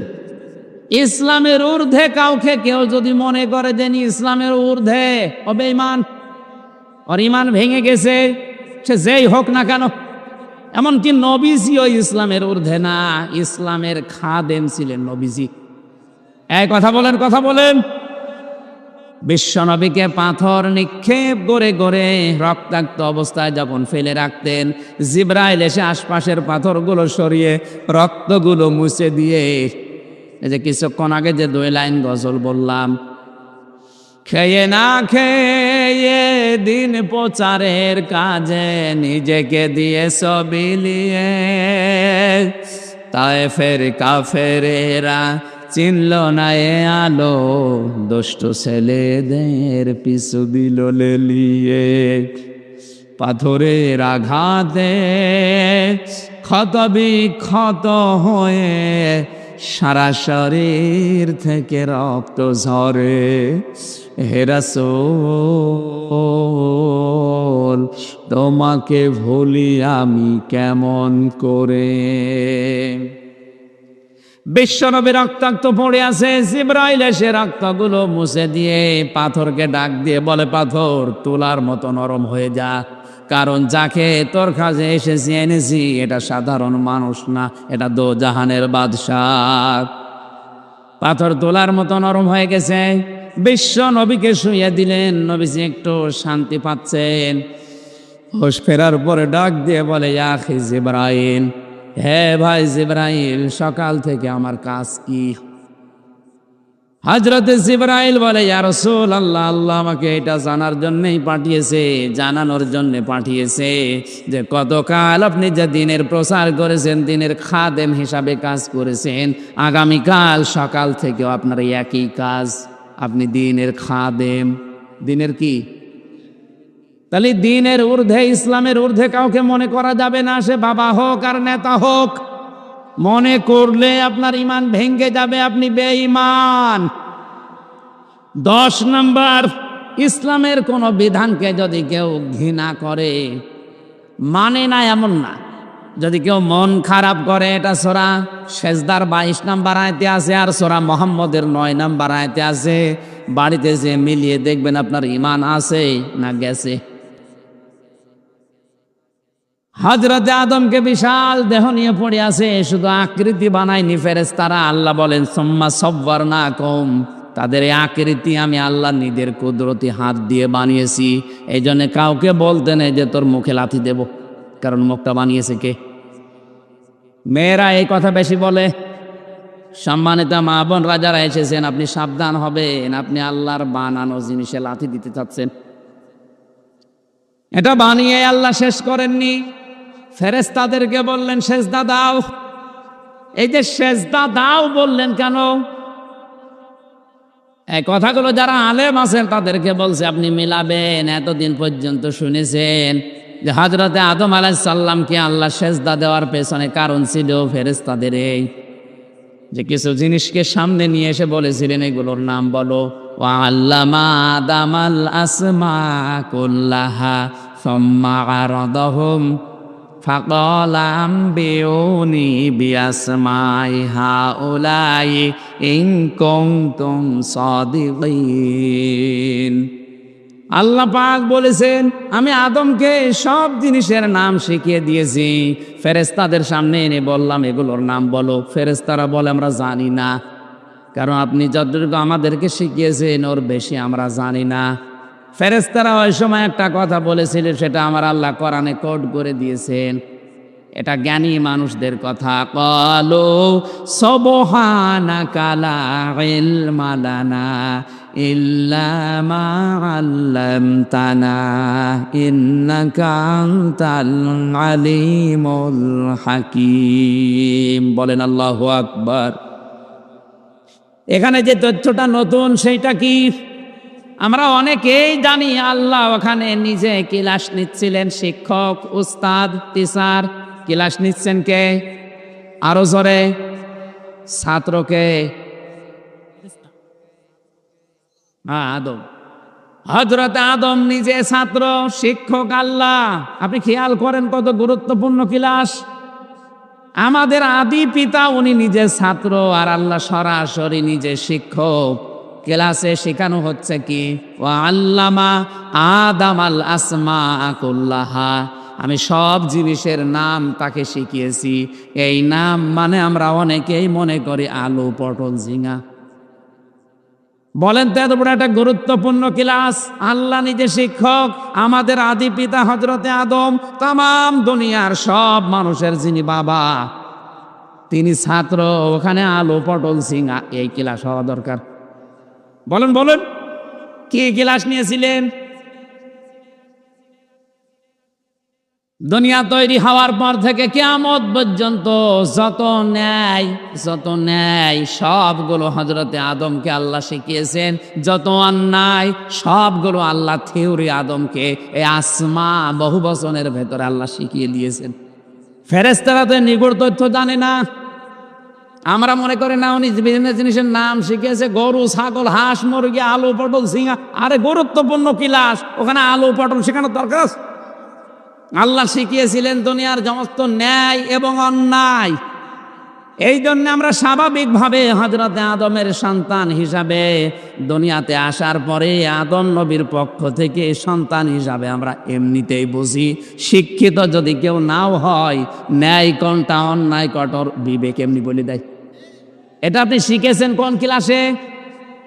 ওই যে আপনার বাবা আদম নবী শিখিয়েছিলেন, আল্লাহ শিখিয়েছিলেন, ওই জায়গা থেকে বাবার পক্ষ থেকে মেরাজ হিসাবে কিয়ামত পর্যন্ত তার সন্তানরা পাবে। আমি আয়াতের বিস্তারিত ব্যাখ্যায় যেতে গেলে আমার আয়াতটা শেষ হবে না। হযরতে আদম আলাইহিস সালামকে আল্লাহ সেজদা দিতে বললেন, সবাই দিয়েছিল, শুধু শয়তান দেয়নি। কে? এ অহংকার করেছিল ক্ষমতার, কিসের? আরো জোরে বলেন। আবা ওয়াস্তাকবারা ওয়া কানা মিনাল কাফিরিন, ও সেজদা তো দেয়নি, ও ইস্তেকবার করেছে, অহংকার করেছে, অস্বীকার করেছে। এখানে তাকান, অহংকার আপনার ভেতরে আছে কিনা? নবীজিকে সাহাবী প্রশ্ন করলেন, হে নবী, আমার ভেতরে অহংকার আছে কিনা আমি বুঝবো কি করে? কথা শুনতেছেন? কারণ অহংকার যদি যাররা পরিমাণে থাকে তার জন্য জান্নাত হারাম। জান্নাত আরো জোরে, আরো জোরে। আমার ভেতরে যে অহংকার আছে আমি টের পাবো কি করে? নবীজি বললেন, অহংকার আছে তুমি টের পাবে ওই সময় যখন তোমার কাছে মানুষ হেই প্রতিপন্ন হবে। মানুষ দেখলে তোমার মানুষ মনে হয় না। 2 নম্বরে সত্যকে সত্য জানার পরে যখন তুমি অ্যাবাউট টার্ন করবে তখন বুঝবে তোমার ভেতরে অহংকার আছে। আর বাংলাদেশে এখন এই 2 শ্রেণীর মানুষ দিন দিন বাড়তেছে। নিচে যারা আছে এদের মানুষই মনে করে না। কথা বলা লাগবে। সত্যকে সত্য জানার পরেও যারা অ্যাবাউট টার্ন করে, অহংকার করে মুখ ফুরিয়ে চলে যায়, ও শুধু বাংলাদেশ না, তামাম দুনিয়ার মালিক হয়ে গেল, ওটা অহংকারী। শয়তান ছিল কে? আরো জোরে। হযরতে আদম আলাইহিস সালামকে সেজদা না দেওয়ার কারণে আমার আল্লাহ ডাক দিয়েছিলেন, ওয়ালামা মানামাকা আল্লাহ তাসজুদা আমার তোকা ওয়ালানা খায়রুম মিনহু খালাকতানি মিন নারি ওয়া খালাকতাহু মিন তিন। আল্লাহ পাক বলেন, কেন সেজদা দিলে না? কি সে তোমারে বাধা দিয়েছে? শয়তান ওই সময় বলেছিল, আল্লাহ তুমি আমাকে বানিয়েছো আগুন দিয়ে, আর ওইটা বানিয়েছো মাটি দিয়ে। আমার ভেতরে পাওয়ার আছে। কি আছে? আসতে বলেন। সারখার করে দিতে পারি, আমার ভেতরে শক্তি আছে, পাওয়ার আছে। আর ও মাটি পড়ে থাকে, ওর ভেতরে কোনো পাওয়ার নেই। শয়তান অহংকার করেছিল পাওয়ারের, ক্ষমতার। আরো জোরে বলে। সুতরাং মানুষ হয়ে আজ যারা ক্ষমতা পেয়ে অহংকার করবে, ওইটাও শয়তান। শয়তানকে আল্লাহ 2টা জিনিস থেকে চিরবঞ্চিত বলে ঘোষণা দিয়েছেন। 1 নম্বরে আল্লাহ বলেন, ক্বালা ফাহাবিত মিনহা ফামা ইয়াকুনু লাকা আন তাতাকাব্বারা ফিহা। দূর হয়ে যায় এখান থেকে, এখানে থেকে অহংকার করা যায় না। শয়তান 1 নম্বরে আমার আল্লাহর কাছ থেকে বেঁচে যে তুই আমার জান্নাতে থাকতে পারবি না। 2 নম্বরে জীবনেও তোকে আমি কোনোদিন আর ক্ষমা করব না। ও বাংলার মুসলমানেরা, যারা ক্ষমতা পেয়ে অহংকার করবেন তারা ক্ষমা পাবেন না, আল্লাহর জান্নাতও পাবেন না। আপনি যা করবেন করেন, আল্লাহ এতটুকু শেষ করে দেননি। ফাখরোজ, দূর হয়ে যায়, এখান থেকে বের হ। ইন্নাকা মিনাস সাগিরিন, তোকে আমি দুর্বল করে দিলাম, ছোট করে দিলাম, অপদস্থ করে দিলাম। কিয়ামত পর্যন্ত মানুষ নিচে অন্যায় করবে আর গালি দেবে তোরে। আপনি দেখেন, নিচে দোষ করে আর গালি দেয় কারে? ফুটবল, তাকে একদিন একজন জিজ্ঞাসা করছে, ভাই আপনি এত লাথি খান কেন? মানুষ দেখলে আপনার লাথি দেয়। ফুটবল বলছে, আমি লোকের পামে ফলি, এই কারণে লাথি দেয়। আমি তো নিজের হাওয়ায় ফলতে পারি না, মানুষ আমারে হাওয়া দিয়ে ফলায়, এরপরে যখন আমি ফুলে একটু মোটা হই তখন আমার লাথি দেয়। শয়তান নিজে কাজ করে, নিজে উল্টা পাল্টা, আর গালি দেয় শয়তানকে। এই যে সাগিরিন বানিয়ে দিয়েছে, এই জন্য দুনিয়ার ইতিহাস হচ্ছে, পৃথিবীতে মানুষ যখন জুলুম করে ওই সময় কিন্তু জুলুমের কথা তার ভয়ে দুনিয়ায় কেউ লিখতে পারে না, কিন্তু সময় তাকে মাফ করে না, ইতিহাস তাকে ক্ষমা করে না। সময় যখন চলে যায়, সময়ের বিবর্তনে এই লোকটাকে আল্লাহ এত বেশি ঘৃণিত বানিয়ে দেয়, তার নাম পর্যন্ত দুনিয়ায় আর কেউ রাখে না। ইয়াজিদ অত্যাচার করেছিল, জালেম ছিল, কিন্তু ওই সময় তার জুলুমের কথা ইমাম হোসাইনের পক্ষে দাঁড়িয়ে দুনিয়ায় কেউ লিখতে আসতে বলেন, কিন্তু ইতিহাস লেখা হয়েছে পরে। কথা বলেন না কেন? আর ইতিহাস যখন লেখা হয়েছে, ইমাম হোসাইনকে জিরো থেকে হিরো বানিয়ে দিয়েছে। আর যেই লোকটা ওই সময় হিরো ছিল তাকে এমন জিরো বানিয়েছে, অপদস্থ করেছে, তাকে এত ছোট বানিয়ে দিয়েছে, তাকে এত ঘৃণিত বানিয়ে দিয়েছে, নিন্দিত বানিয়ে দিয়েছে, কিয়ামত পর্যন্ত আপনি দেখবেন কেউ ওর নামও রাখে না। ওই নামটা এখন গালি হয়ে গেছে, ইয়াজিদ। ইয়াজিদ কিন্তু একটা ভালো নাম, ও কিন্তু কেন্দ্রীয় মসজিদের ইমাম ছিল, কিন্তু জুলুম করার কারণে ওই সময় ভয়ে কেউ ওর বিরুদ্ধে লেখে নাই, ইতিহাস তো ওকে ক্ষমা করে নাই, ওর নাম পর্যন্ত আজ ঘৃণিত, ওর নামটা আজ গালি। নামটা কি? কাউকে যদি বলেন, ভাই আপনার ছেলে হয়েছে, 5,000 টাকা দিলাম, ইয়াজিদ রাখেন, না আমি ওটা রাখবো না। দরকার হয় পোকো মিয়া রাখবে, কথা বলেন না কেন? অল্টো রাখবে, বোল্টো রাখবে, ইয়াজিদ রাখবে না, তো নামটা খারাপ না? আজ যারা পৃথিবীতে জুলুম করছেন, মানুষের অধিকারগুলো নষ্ট করছেন, আপনার হয়তো ক্ষমতা আছে, এই জন্যে মানুষ আপনার বিরুদ্ধে লেখে না, কিন্তু লেখা হবে একদিন। যেদিন ইতিহাস লেখা হবে সেদিন আপনিও থাকবেন না, দুনিয়ার ইতিহাস আপনাকে ঘৃণিত, নিন্দিত, অপদস্থ করে ছাড়বে, কিয়ামত পর্যন্ত আপনার নামও কেউ লিখবে না। আমি তো এটা বানালাম, এই যে সাগিরিনের ভেতরে আছে তাফসিরে, শয়তান ওই দিনই আল্লাহর কাছে 3টা জিনিস চেয়েছে, আল্লাহ আমি 3টা জিনিস চাই। কয়টা? আরো জোরে। কিয়ামত পর্যন্ত শয়তান মার্কা মানুষ দুনিয়ায় যারা আসবে, ওরা ওই 3টা জিনিস চাইবে। বলাং জিরনি ইলা ইয়াউমি ইউবাসুন, শয়তান বলেছে, আল্লাহ আমি হায়াত চাই, আমি কিয়ামত। আপনি না, আমি কিন্তু শয়তান মার্কা মানুষের কথা বলছি। দেখেন কত মানুষ মরে, শয়তান মার্কা মানুষ খুব কম মরে, ও মরতে চাই। 2 নাম্বারটা না বলি, শয়তান বলেছিল আমি পাওয়ার চাই, টাকা পয়সা চাই, আল্লাহ বলেন দিলাম। আজ তাকান তামাম দুনিয়ার দিকে, টাকা পয়সা, অর্থ সম্পদ আর ক্ষমতা যাদের বেশি, এরা আল্লাহ রাসূলের বিরুদ্ধে বেশি। ক্বালা ইন্নাকা মিনাল মুনসারিনা, 3 নম্বরে শয়তান বলেছেন, ক্বালা ফাবিমা আগাওয়াইতানি লাআকউদান্না লাহুম সিরাতাকাল মুস্তাকিম।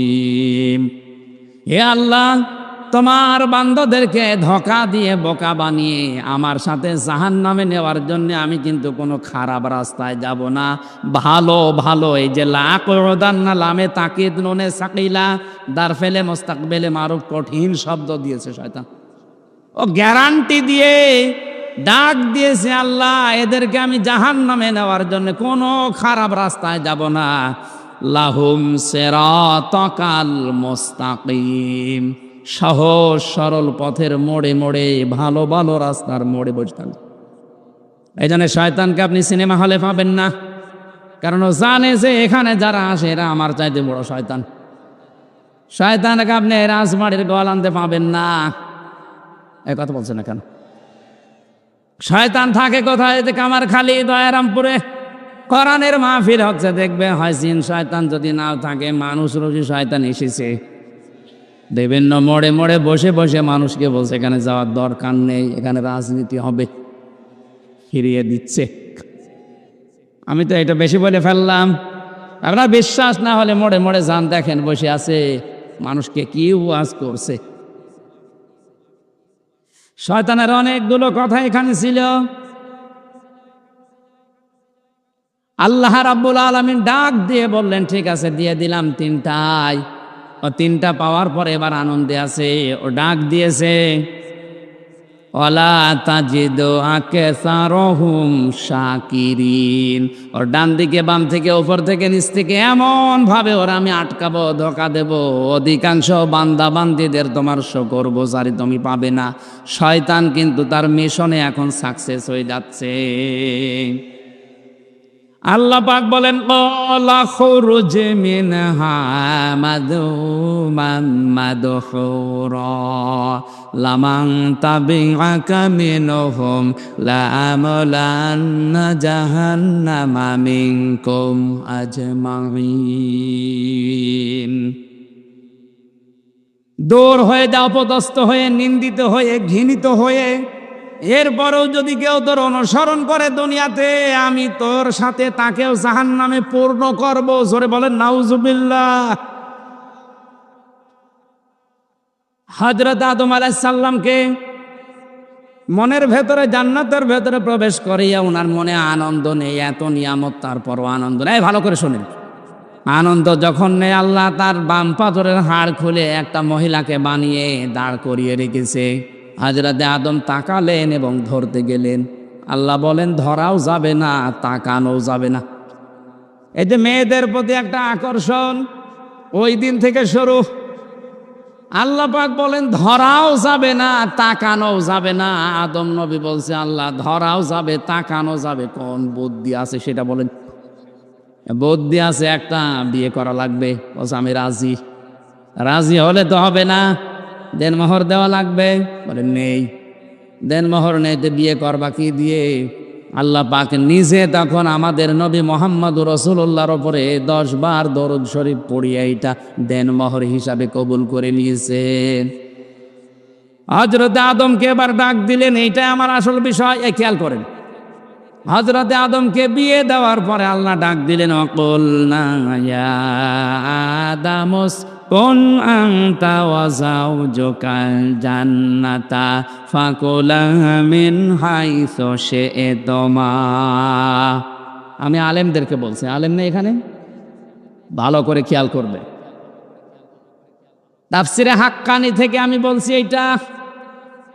আল্লাহ পাক হযরতে আদমের বিয়ে দেওয়া, এই ছেলে ও পাগল, তাই তো বলি, তাছাড়া তো কাজ করার কথা না। এই দিকে তাকান। বিয়ে দেওয়ার পরে আল্লাহ আদম নবীকে বললেন যাও এই জান্নাতে প্রবেশ করো, তোমার বউকে নিয়ে যাও। আপনি খেয়াল করেন, জান্নাত আমাদের বাবার বাড়ি, আমাদের, তাহলে বিয়ে করার পরে বউ নিয়ে যাওয়া লাগবে কার বাড়ি? আর অনেকে এখন বিয়ে করে ঘর জামাই থাকে। এই যে একটা, এখানে ঘর জামাই আছেন কারা? হাত তোলেন তো। একজন, ঠিক আছে, ওই দরকার নেই। এ জেলা যাক ভালো আছে। এই গাঁজ বান্ধা এগুলো বেশি, নিজে বিয়ে করে বউ বাড়ি নিয়ে যাবে না, নিজে সব ঠিকই যায়। আল্লাহ বলছেন এই বিয়ে হয়ে গেছে, বউ নিয়ে বাবার বাড়ি চলে যা, তোর বাড়ি চলে যা। বিয়ে করার পরে বউ নিয়ে যাওয়া লাগবে কোথায়? আপনি শব্দের দিকে খেয়াল করেন তো। আংতা ওয়া যাওজুকাল জান্নাতা, তুমি যাও তোমার বউকে নিয়ে। ফাকুলা, আরবি গ্রামার এটা, ফাকুলা। আল্লাহ কিন্তু মাঝখানে আংতা ওয়া কুলা দেয়নি, যে বাবার বাড়িতে যাও, নিজের বাড়িতে যাওয়ার পরে নিজে আগে মন মতো মরণের খাওয়া খাবে, এরপরে বউকে খাওয়াবে না। আল্লাহ বলেন ফাকুলা, একবারে 2 বছর। তুমি যেই পরিমাণে, যেই মানের কাপড় পরবে, যেই মানের খাবার খাবে, স্ত্রীকে ওই মানের খাবার খাওয়ানো লাগবে। আরে নারী স্বাধীনতা আন্দোলন, নারী পক্ষ, নারী বিপ্লব পরিষদ, 13টা সংগঠন আজ কাজ করছে নারীর পক্ষে। নারীর পক্ষে কথা বলেছে আল্লাহ 1500 বছর আগে। সুবহানাল্লাহ বলতে পারেন নাই? নারীরা যদি এটা জানতো যে আমাদের পরিবারে অধিকার কি, ওরা আন্দোলন শুরু করতো। আপনি নিজে যেই পরিমাণের খাবার খাবেন, আপনাকে আল্লাহ আংতা দিয়ে আগে বোঝাননি না, ও শব্দ বাদ, আংতাই দেয়নি, একবারই দিয়েছেন ফাকুলা। 2 বছর দিলাম এই কারণে, তুই যেই মানের খাবার খাবি, তুই যেই মানের পোশাক পরবি, স্ত্রীকে ওই মানের খাবার খাওয়ানো লাগবে। এ নির্দেশ কার? অনেকে আমরা আসি বাইরে থেকে মরণের খাওয়া খায়, আর বাড়িতে আসার সময় বাদাম নিয়ে আস।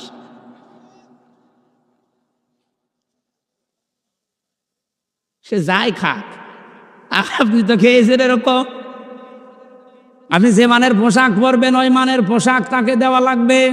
এখন যদি বলেন হুজুর আপনার জীবনে আমল আমার জীবনে আছে, কারণ আমার কোনো জিনিস কিনা লাগে না, সব আমার হাদিয়া। এই যে এইটাও হাদিয়া, এই জামাও হাদিয়া, এই টুপিও হাদিয়া, প্যান্টও হাদিয়া, যা আছে সবই হাদিয়া, আমি নিজেও হাদিয়া। আমার ম্যাডাম রে আমি যা দেই ওইটাই বেশি। আল্লাহ কিভাবে পক্ষ নিয়েছেন? অমিন হাইসো সে তোমা, শুধু বউ নিয়ে বাড়ি গিয়ে খাওয়া দাওয়া করে পড়লেই হবে না, ওকে নিয়ে মাঝে মাঝে যেখানে ইচ্ছা আপনাকে ঘুরতে যাওয়া লাগবে। এই যে বউ নিয়ে বেড়াতে যাওয়া, এই আয়াত দ্বারা সুন্নাত। কথা বুঝতেছে? অনেকে একেবারে ফেমানারে 24 ঘন্টা তালা মেরে রাখার মতো না, এটা ইসলাম না। আপনি মাঝে মাঝে তাকে বেড়াতে নিয়ে যান বিভিন্ন জায়গায়। হ্যাঁ, বেড়াতে নিয়ে যাওয়াই শেষ করেননি। অলা তাকরাবা হাদিহিস শাজারা, ওই গাছের কাছে যাবে না। গাছ মানে আমরা মনে করি শুধু ওই গন্ধম গাছ না, ওটা আল্লাহর একটা নির্ধারিত বর্ডার ছিল, সীমা। দুনিয়াতে আল্লাহর এরকম 500-র উপরে বর্ডার আছে। বাংলাদেশে যেমন প্রায় 27টার উপরে বর্ডার আছে। বিভিন্ন জায়গা দিয়ে ভারতে যাওয়া যায়। কথা বলেন না কেন? আমার আল্লাহরও দুনিয়াতে ইসলামের বর্ডার দিয়েছেন 500। আপনি বেড়াতে যাবেন বউ নিয়ে, কিন্তু ওই বর্ডারের কাছে গেলে থেমে যাওয়া লাগবে। এ কথা বুঝতেছেন? হ্যাঁ, বর্ডারের কাছে গিয়ে আপনি বউ নিয়ে গিয়েছেন এমন একটা অনুষ্ঠানে, এমন একটা জায়গায় গিয়েছেন যেখানে গেলে আপনারও পর্দা থাকে না, বউরও পর্দা থাকে না। ওই রকম জায়গায় যাওয়া যাবে না, কারণ পর্দা আল্লাহর বর্ডার। আল্লাহর কি? আরো জোরে, 14 জন পুরুষ মানুষের সাথে অবশ্যই আপনাকে 14 জন পুরুষের সাথে আপনার দেখা করা যায় আছে। বাকি পুরুষ দুনিয়ায় যারা আছে তাদের সাথে পর্দা করা নামাজের মতো ফরজ। হযরতে ফাতেমাতুজ জহরাকে জান্নাতের নেত্রী বানানোর পেছনে কারণ আমি পেয়েছি 2টা। 1 নম্বরে তার জীবনে কোনোদিন পর্দা লঙ্ঘন হয়নি, এই জন্য আল্লাহ তাকে জান্নাতের নেত্রী বানিয়ে দিয়েছেন। সুবহানাল্লাহ বলতে পারেন না? হযরতে খাদিজাকে আল্লাহ সালাম দিয়েছেন, দুনিয়াতে এমনি দেননি। তার জীবনী পুরাপুরি আমি এইটাই পেয়েছি। সবচাইতে বেশি তিনি স্বামী ভক্তি করতেন। তার যত সম্পদ ছিল ওই জামানায় তিনি পুরা আরব জাহানার ভিতরে 7 নাম্বার ধনী ছিলেন। স্বামী গরিব ছিল, এই জন্যে সব কিছু তার পায়ের কাছে দিয়ে দিয়েছিলেন। আল্লাহ এত বেশি খুশি হয়েছেন তার এই স্বামী ভক্তির কারণে। আর এখন অনেক স্বামী ক্যান্সারে মরে যায়, বউ যদি বলা হয় একটা বালা বিক্রি করে দাও, বলে তুই মর, বালা হবে না। হযরতে খাদিজাকে সালাম এমনি পাঠায়নি, এই কারণে যে পাহাড়ে কোরআন নাযিল হয়েছে। আমার মতো এরকম যুবক মানুষ, 33 বছর বয়স, 55 মিনিট লাগে তাও দৌড়িয়ে উঠতে।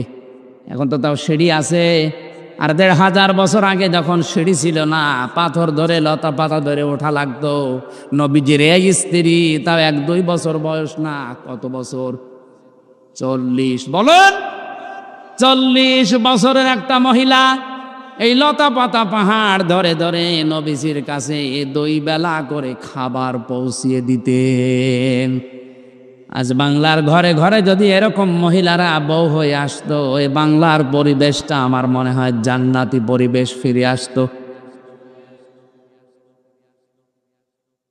3 নম্বরে মহিলার নাম আমি পেয়েছি হযরতে আসিয়া, যার জন্য আল্লাহ নিজে জান্নাতে ঘর বানিয়েছিলেন। সম্মানিতা মা বোনেরা কান খাড়া করে শোনেন, এই একটাই মাত্র মহিলা যার জন্য আল্লাহ নিজে ঘর বানিয়েছেন। তার যে স্বামীর নাম আমরা জানি ফেরাউন, এত বড় জানোয়ার মার্কা স্বামী দুনিয়ায় আর কারো। আসতে বলেন, ইমানের ওপরে টিকে থাকার কারণে তার হাতের ভেতরে প্রেক লাগিয়েছে, পায়ের ভেতরে শলাকা দিয়েছে, কপালে দিয়েছে প্রেক, মাথার উপরে গরম তেল ঢেলে দিচ্ছিল। হযরতে জিবরাইল জান্নাত নিয়ে এসে আসিয়ার সামনে তুলে ধরেছে। হযরতে আসিয়া ডাক দিয়ে বলে, ফেরেশতা, আল্লাহ পাক আমার জন্য জান্নাত পাঠিয়েছে, আমি খুশি, কিন্তু জান্নাত শুধু না, ওই জান্নাতের ভেতরে এমন একটা ঘর তুমি আমার জন্য আল্লাহকে বানাতে বলো, যেখানে বসে বসে সব সময় আল্লাহকে দেখা যায়। إذ قالت رب ابن لي عندك بيتا في الجنة ونجني من فرعون وعمله ونجني من القوم الظالمين। সূরা তাহরিম 28 নম্বর পারার 20 নম্বর পৃষ্ঠার 13 নম্বর লাইনের 11 নম্বর আয়াতের শেষের দিকে আছে।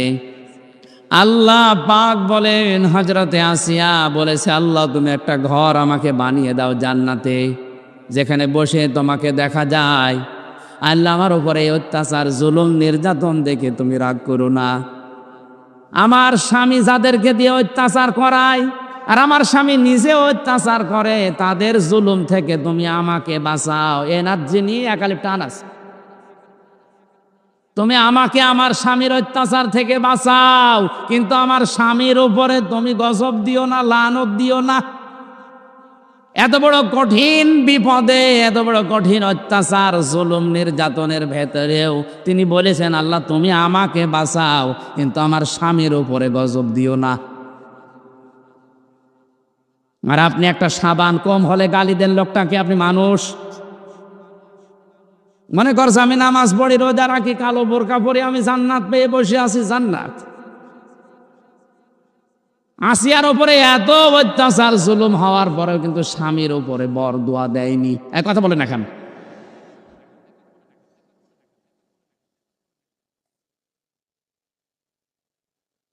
এই জন্য যেখানে গেলে পর্দা থাকবে না, পর্দা লঙ্ঘন হয়ে যাবে, এরকম জায়গায় এরকম অনুষ্ঠানে যাওয়া যাবে না। এই জন্য ওয়ালা তাকরাবা হাদিহিস শাজারাতা ফাতাকুনা মিনাজ জালিমিন।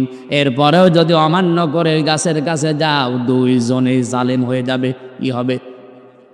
ওনারা আছে ভয়ে ভয়ে ঠিক এভাবে। হঠাৎ শয়তান জান্নাতের মেন গেটে এসে করুণ সুরে কান্না আরম্ভ করেছে। কি করছে খেয়াল করবেন, শয়তান কিন্তু কথা বলার আগেই কাঁদে। আজ দুনিয়ায় অনেক শয়তান মার্কা মানুষ আছে, দেখবেন কথা বলার আগেই কেঁদে ফেলে। আমি নাম ধরবো, ফাওয়াসওয়াসা লাহুমা শাইতানু লিয়ুবদিয়া লাহুমা মা বুরিয়া আনহুমা। শয়তান ওয়াজ করছে আর আগেই কেঁদে ফেলছে। হযরতে হাওয়া ছিলেন দরজার কাছে, এসে দেখে লোকটা কাঁদে। কেন কাঁদেন? বলে আমার জন্য না, তোমাদের জন্য কাঁদতেছি। এত মায়া তোমার, কি হয়েছে? গোপন ভিত্তিতে সংবাদ পেয়েছি, এই আরামের জায়গায় তোমাদেরকে বেশি দিন আল্লাহ রাখবে না। মেয়েদের অভ্যাস হচ্ছে, এটা তাফসিরে ফি জিলালিল কোরআনে আছে, এই ভালো করে শোনেন। মেয়েদের অভ্যাস হচ্ছে, কোন জায়গায় যদি একবার শান্তি পায় দুনিয়া সব একদিকে গেলে ওই জায়গা ছাড়তে চায় না, কারণ জান্নাতের ভেতরে শান্তি পেয়েছে হাওয়া। যেই শুনেছে এখানে রাখবে না, মাথা গেছে পাল্টিয়ে। এত আরামের জায়গায় রাখবে না মানে যা করা লাগে তাই করবো, তাও আমি এই জায়গা ছাড়বো না। কারণ আরাম একবার পেয়েছি চেয়ারে, এ চেয়ার থেকে আমার ওঠা যাবে না। এ ধোকা দিয়েছে কে? আরো জোরে, জোর হইল না।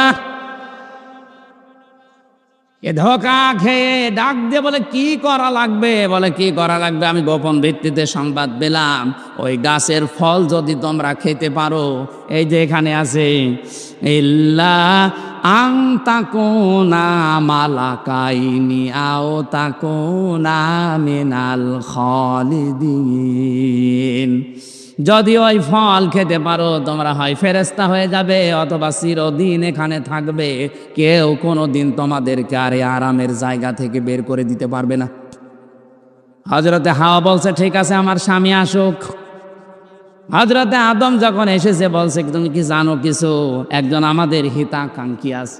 হিতাকাঙ্ক্ষী মানে একজন এসেছিল, সে আল্লাহর নামে কসম দিয়েছে, ওয়াকাসামাহুমা ইন্নী লাকুমা লামিনান নাসিহিন, শয়তান কসম করে বলেছে, অবশ্যই আল্লাহর নামে কসম করে বলছে আমি তোমাদের হিতাকাঙ্ক্ষী, তাড়াতাড়ি এই কাজটা করো। হযরতে হাওয়া ডাক দিয়ে বলেছে স্বামী এ কাজ করাই লাগবে, যদি না করেন তাহলে থাকতে পারবো না। আদম নবী বারবার বুঝিয়েছেন না এ কাজ করা যাবে না, যদি করি আল্লাহর নিষিদ্ধ কাজ রেগে যাবে উনি। হযরত হাওয়ার মাথার ভেতরে পাক লাগিয়েছে কে? আরো জোরে। যত বোঝানো হয় যে এই কাজ করেন এই কাজ করেন না, রাজি না, ও জানে যে কাজ করলে বাঁচিয়া থাকবে না, তাড়াতাড়ি করে বলছেন না ওগুলো হবে না, তাড়াতাড়ি আপনি খান ফল। বলে খাবো না। খাবেন না, আপনার সাথে আমার কথা বন্ধ। স্বামী স্ত্রী কথা বন্ধ হয়ে গেলে সংসার টিকবে? আরে ভাই কয়েক ইঞ্চি বাড়ির ভেতরে স্বামী স্ত্রী কথা বন্ধ হয়ে গেলে সংসার টেকে না। আর অত বড় বিশাল জান্নাত, স্বামী স্ত্রী কথা বন্ধ হয়ে গেলে সংসার টিকবে কি করে? আমাদের এলাকার একটা ঘটনা ঘটেছিল, স্বামী স্ত্রী গন্ডগোল করে কথা বন্ধ করে দিয়েছে। এই শীতের রাতে স্বামীর কাছে যায় না, স্বামীও রাগ করে যায় না, খড়কোটায় আগুন লাগিয়ে বাইরে থেকে তাপ নেয়, তাও স্ত্রীর কাছে যায় না। আল্লাহর ইশারা একদিন তাপ নিতে নিতে আগুন লেগে গেছে ওর লুঙ্গিতে, ও তো টের পায়নি। স্ত্রী জানালার ফাঁকা দিয়ে তাকিয়ে থাকে যে কায়দায় আগুন লেগেছে, যদি আমি কিছু না বলি ওর সব সব পুড়িয়ে যাবে, কথা বলা যাবে না, আমার প্রেস্টিজ নষ্ট হবে, পুড়িয়ে যায় যাক। আবার মনে মনে করছে যদি সব পুড়িয়ে যায় তে আমার কি হবে। এবার জানালা দিকে মুখ অন্যদিকে ঘুরিয়ে জোরে জোরে বলছে আমি কারোর সাথে কথাও বলি না, কারো লুঙ্গিতে আগুন লাগলে তাও বলি না। স্বামী চিন্তা করছে হচ্ছে কি, তাকিয়ে দেখে আগুন, জলদি করে আগুন লেবিয়ে বলছে আল্লাহ তাওবা করছি, জীবনে আর বোর সাথে কথা বন্ধ করবো না, এক্ষুনি পুড়ে মরে যেতাম। কথা বন্ধ করে দিলে কত বড় ক্ষতি। হযরত আদম চিন্তা করলেন ঠিক আছে যা হয় হবে, চল।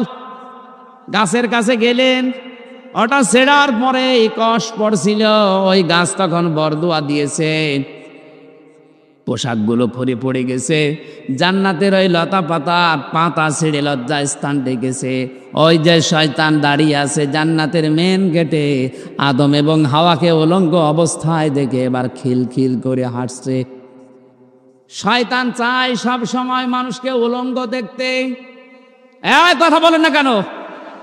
ও যৌনতা ছড়াতে ভালোবাসে। আজ তাকান দেশের দিকে, যৌনতা ছড়াতে যারা ভালোবাসে, এমনকি শিক্ষা ব্যবস্থায় একটা ঢুকিয়েছে। আল্লাহর কসম, এই শরীফ থেকে শরীফা যারা চালু করতে চাচ্ছেন, এটা আর একটা যৌনতা। আরে ভাই সকালে একজন শরীফ, বিকালে বলছে না আমি শরীফা মনে হচ্ছে, মনে হলেই হবে।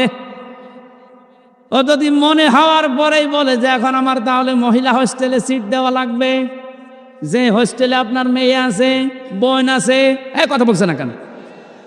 ও যত শরীফা দাবি করুক, মাল কি?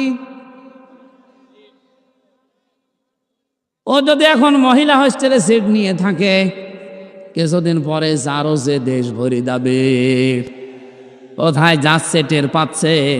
আপনার মেয়ে, আপনার বোন, আপনার ফুফু নষ্ট হবে।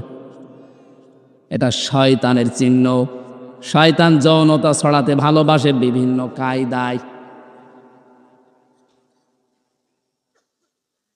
হযরত আদম আলাইহিস সালামকে আল্লাহ এবার ডাক দিলেন, কি বলেছিলাম তোমাদেরকে, কেন এই কাজ করলে? বের হয়ে যাও।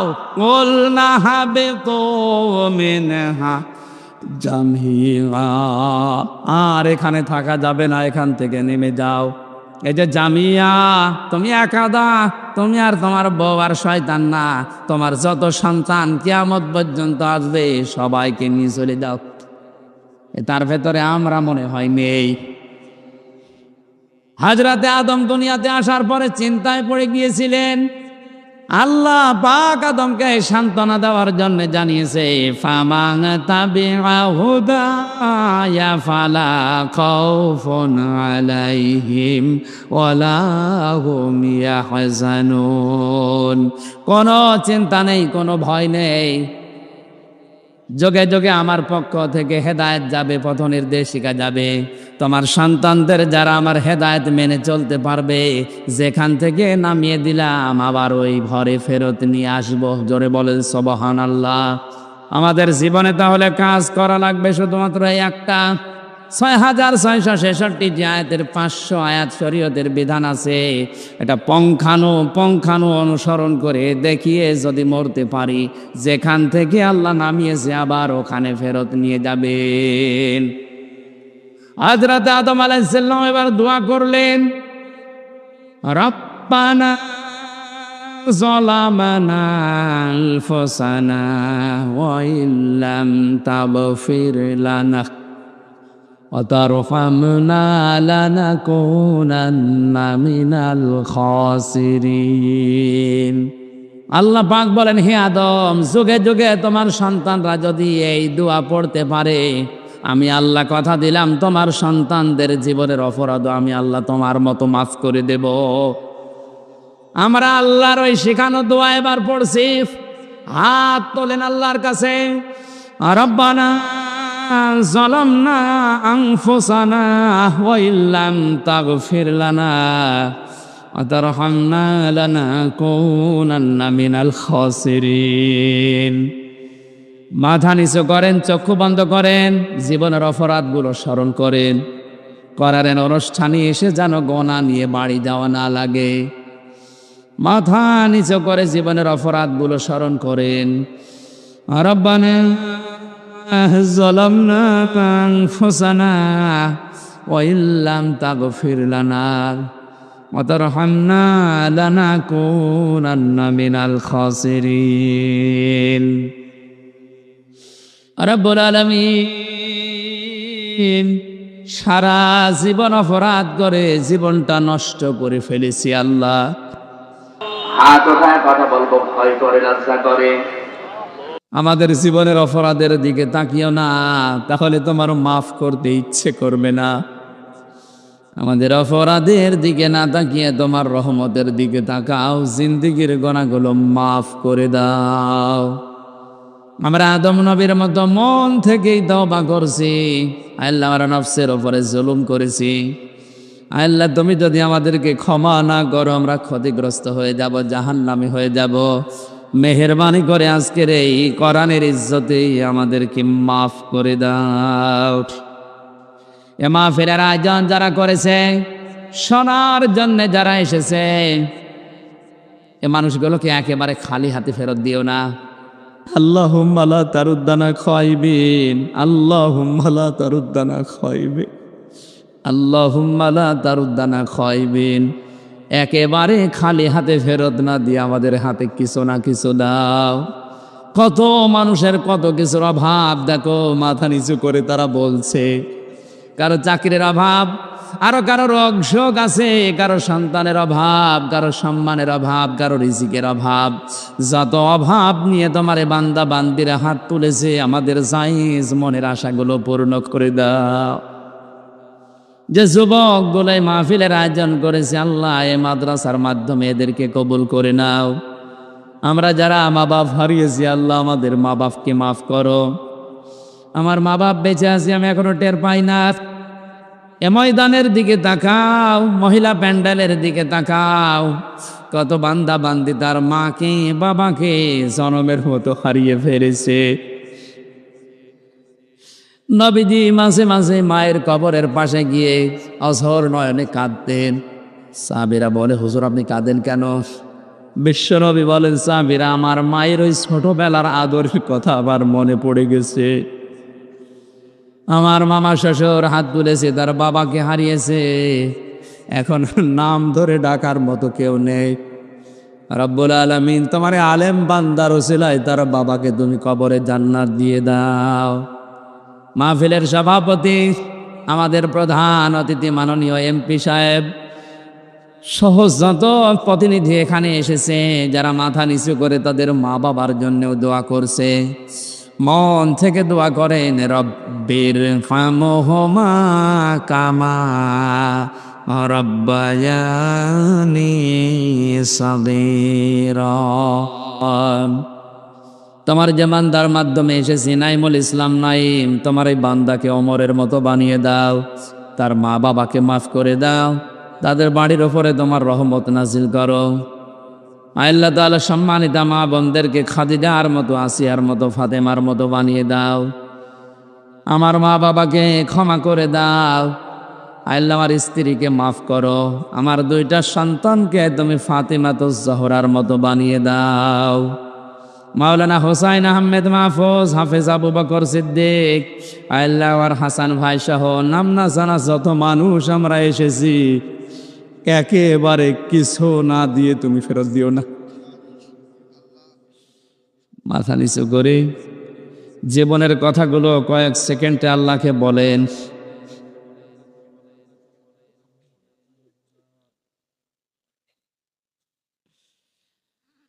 রব্বুল আলামিন, মনের ভেতরে কার কি কামনা বাসনা আছে আমি জানি না, যে যা মন থেকে কেঁদে কেঁদে চেয়েছে, চোখের পানির দিকে আর কাকতি মিনতির দিকে তাকিয়ে দিয়ে দাও। আগামীতে এই মাহফিলটা কোরআনের জন্য বিশাল আকারে কবুল করে নাও। সাবেক চেয়ারম্যান বাবু ভাই কত কষ্ট করেছে মাহফিলটার জন্য, আল্লাহ তোমার বান্দাকে মঞ্জুর করো। এলাকায় মাটির নিচে যত মানুষ ঘুমিয়ে আছে, কোরআনের ইজ্জতে কবর জান্নাত বানিয়ে দাও। বারাকাল্লাহু লানা ওয়া লাকুম ফিল কোরআনিল আযীম। মুক্ত জীবনে যখন ফেরিয়াই দিয়েছে আল্লাহ, আমার শরীরটা সুস্থ করে দাও, আমার কণ্ঠটা তুমি স্বাভাবিক অবস্থায় ফিরিয়ে দাও। মোহাম্মদ আলী মোল্লা তোমার এক বান্দা দোয়া চেয়েছে, আল্লাহ তুমি তাকে মাফ করো। যখন এই মরণ আসবে সেজদা অবস্থায়, এলাকায় যারা প্রতিনিধি আছে, বিশেষ করে রানিং যে চেয়ারম্যান, যে দায়িত্ব তার মাথার উপরে দিয়েছ, সততার সাথে ইবাদত মনে করে সুস্থ অবস্থায় পালন করার তৌফিক দাও। তার মা বাবা স্ত্রী পুত্রকে মাফ করে দাও। তার জীবনের ভালো ভালো কাজগুলো কবুল করো। অন্যায় যদি মানুষ হিসাবে করে থাকেন মাফ করে দাও। যখনই মরণ আসবে একবার হলেও যেন আমাদের জবানে জারি হয়ে যায়, লা ইলাহা ইল্লাল্লাহু মুহাম্মাদুর রাসূলুল্লাহ। আসসালামু আলাইকুম।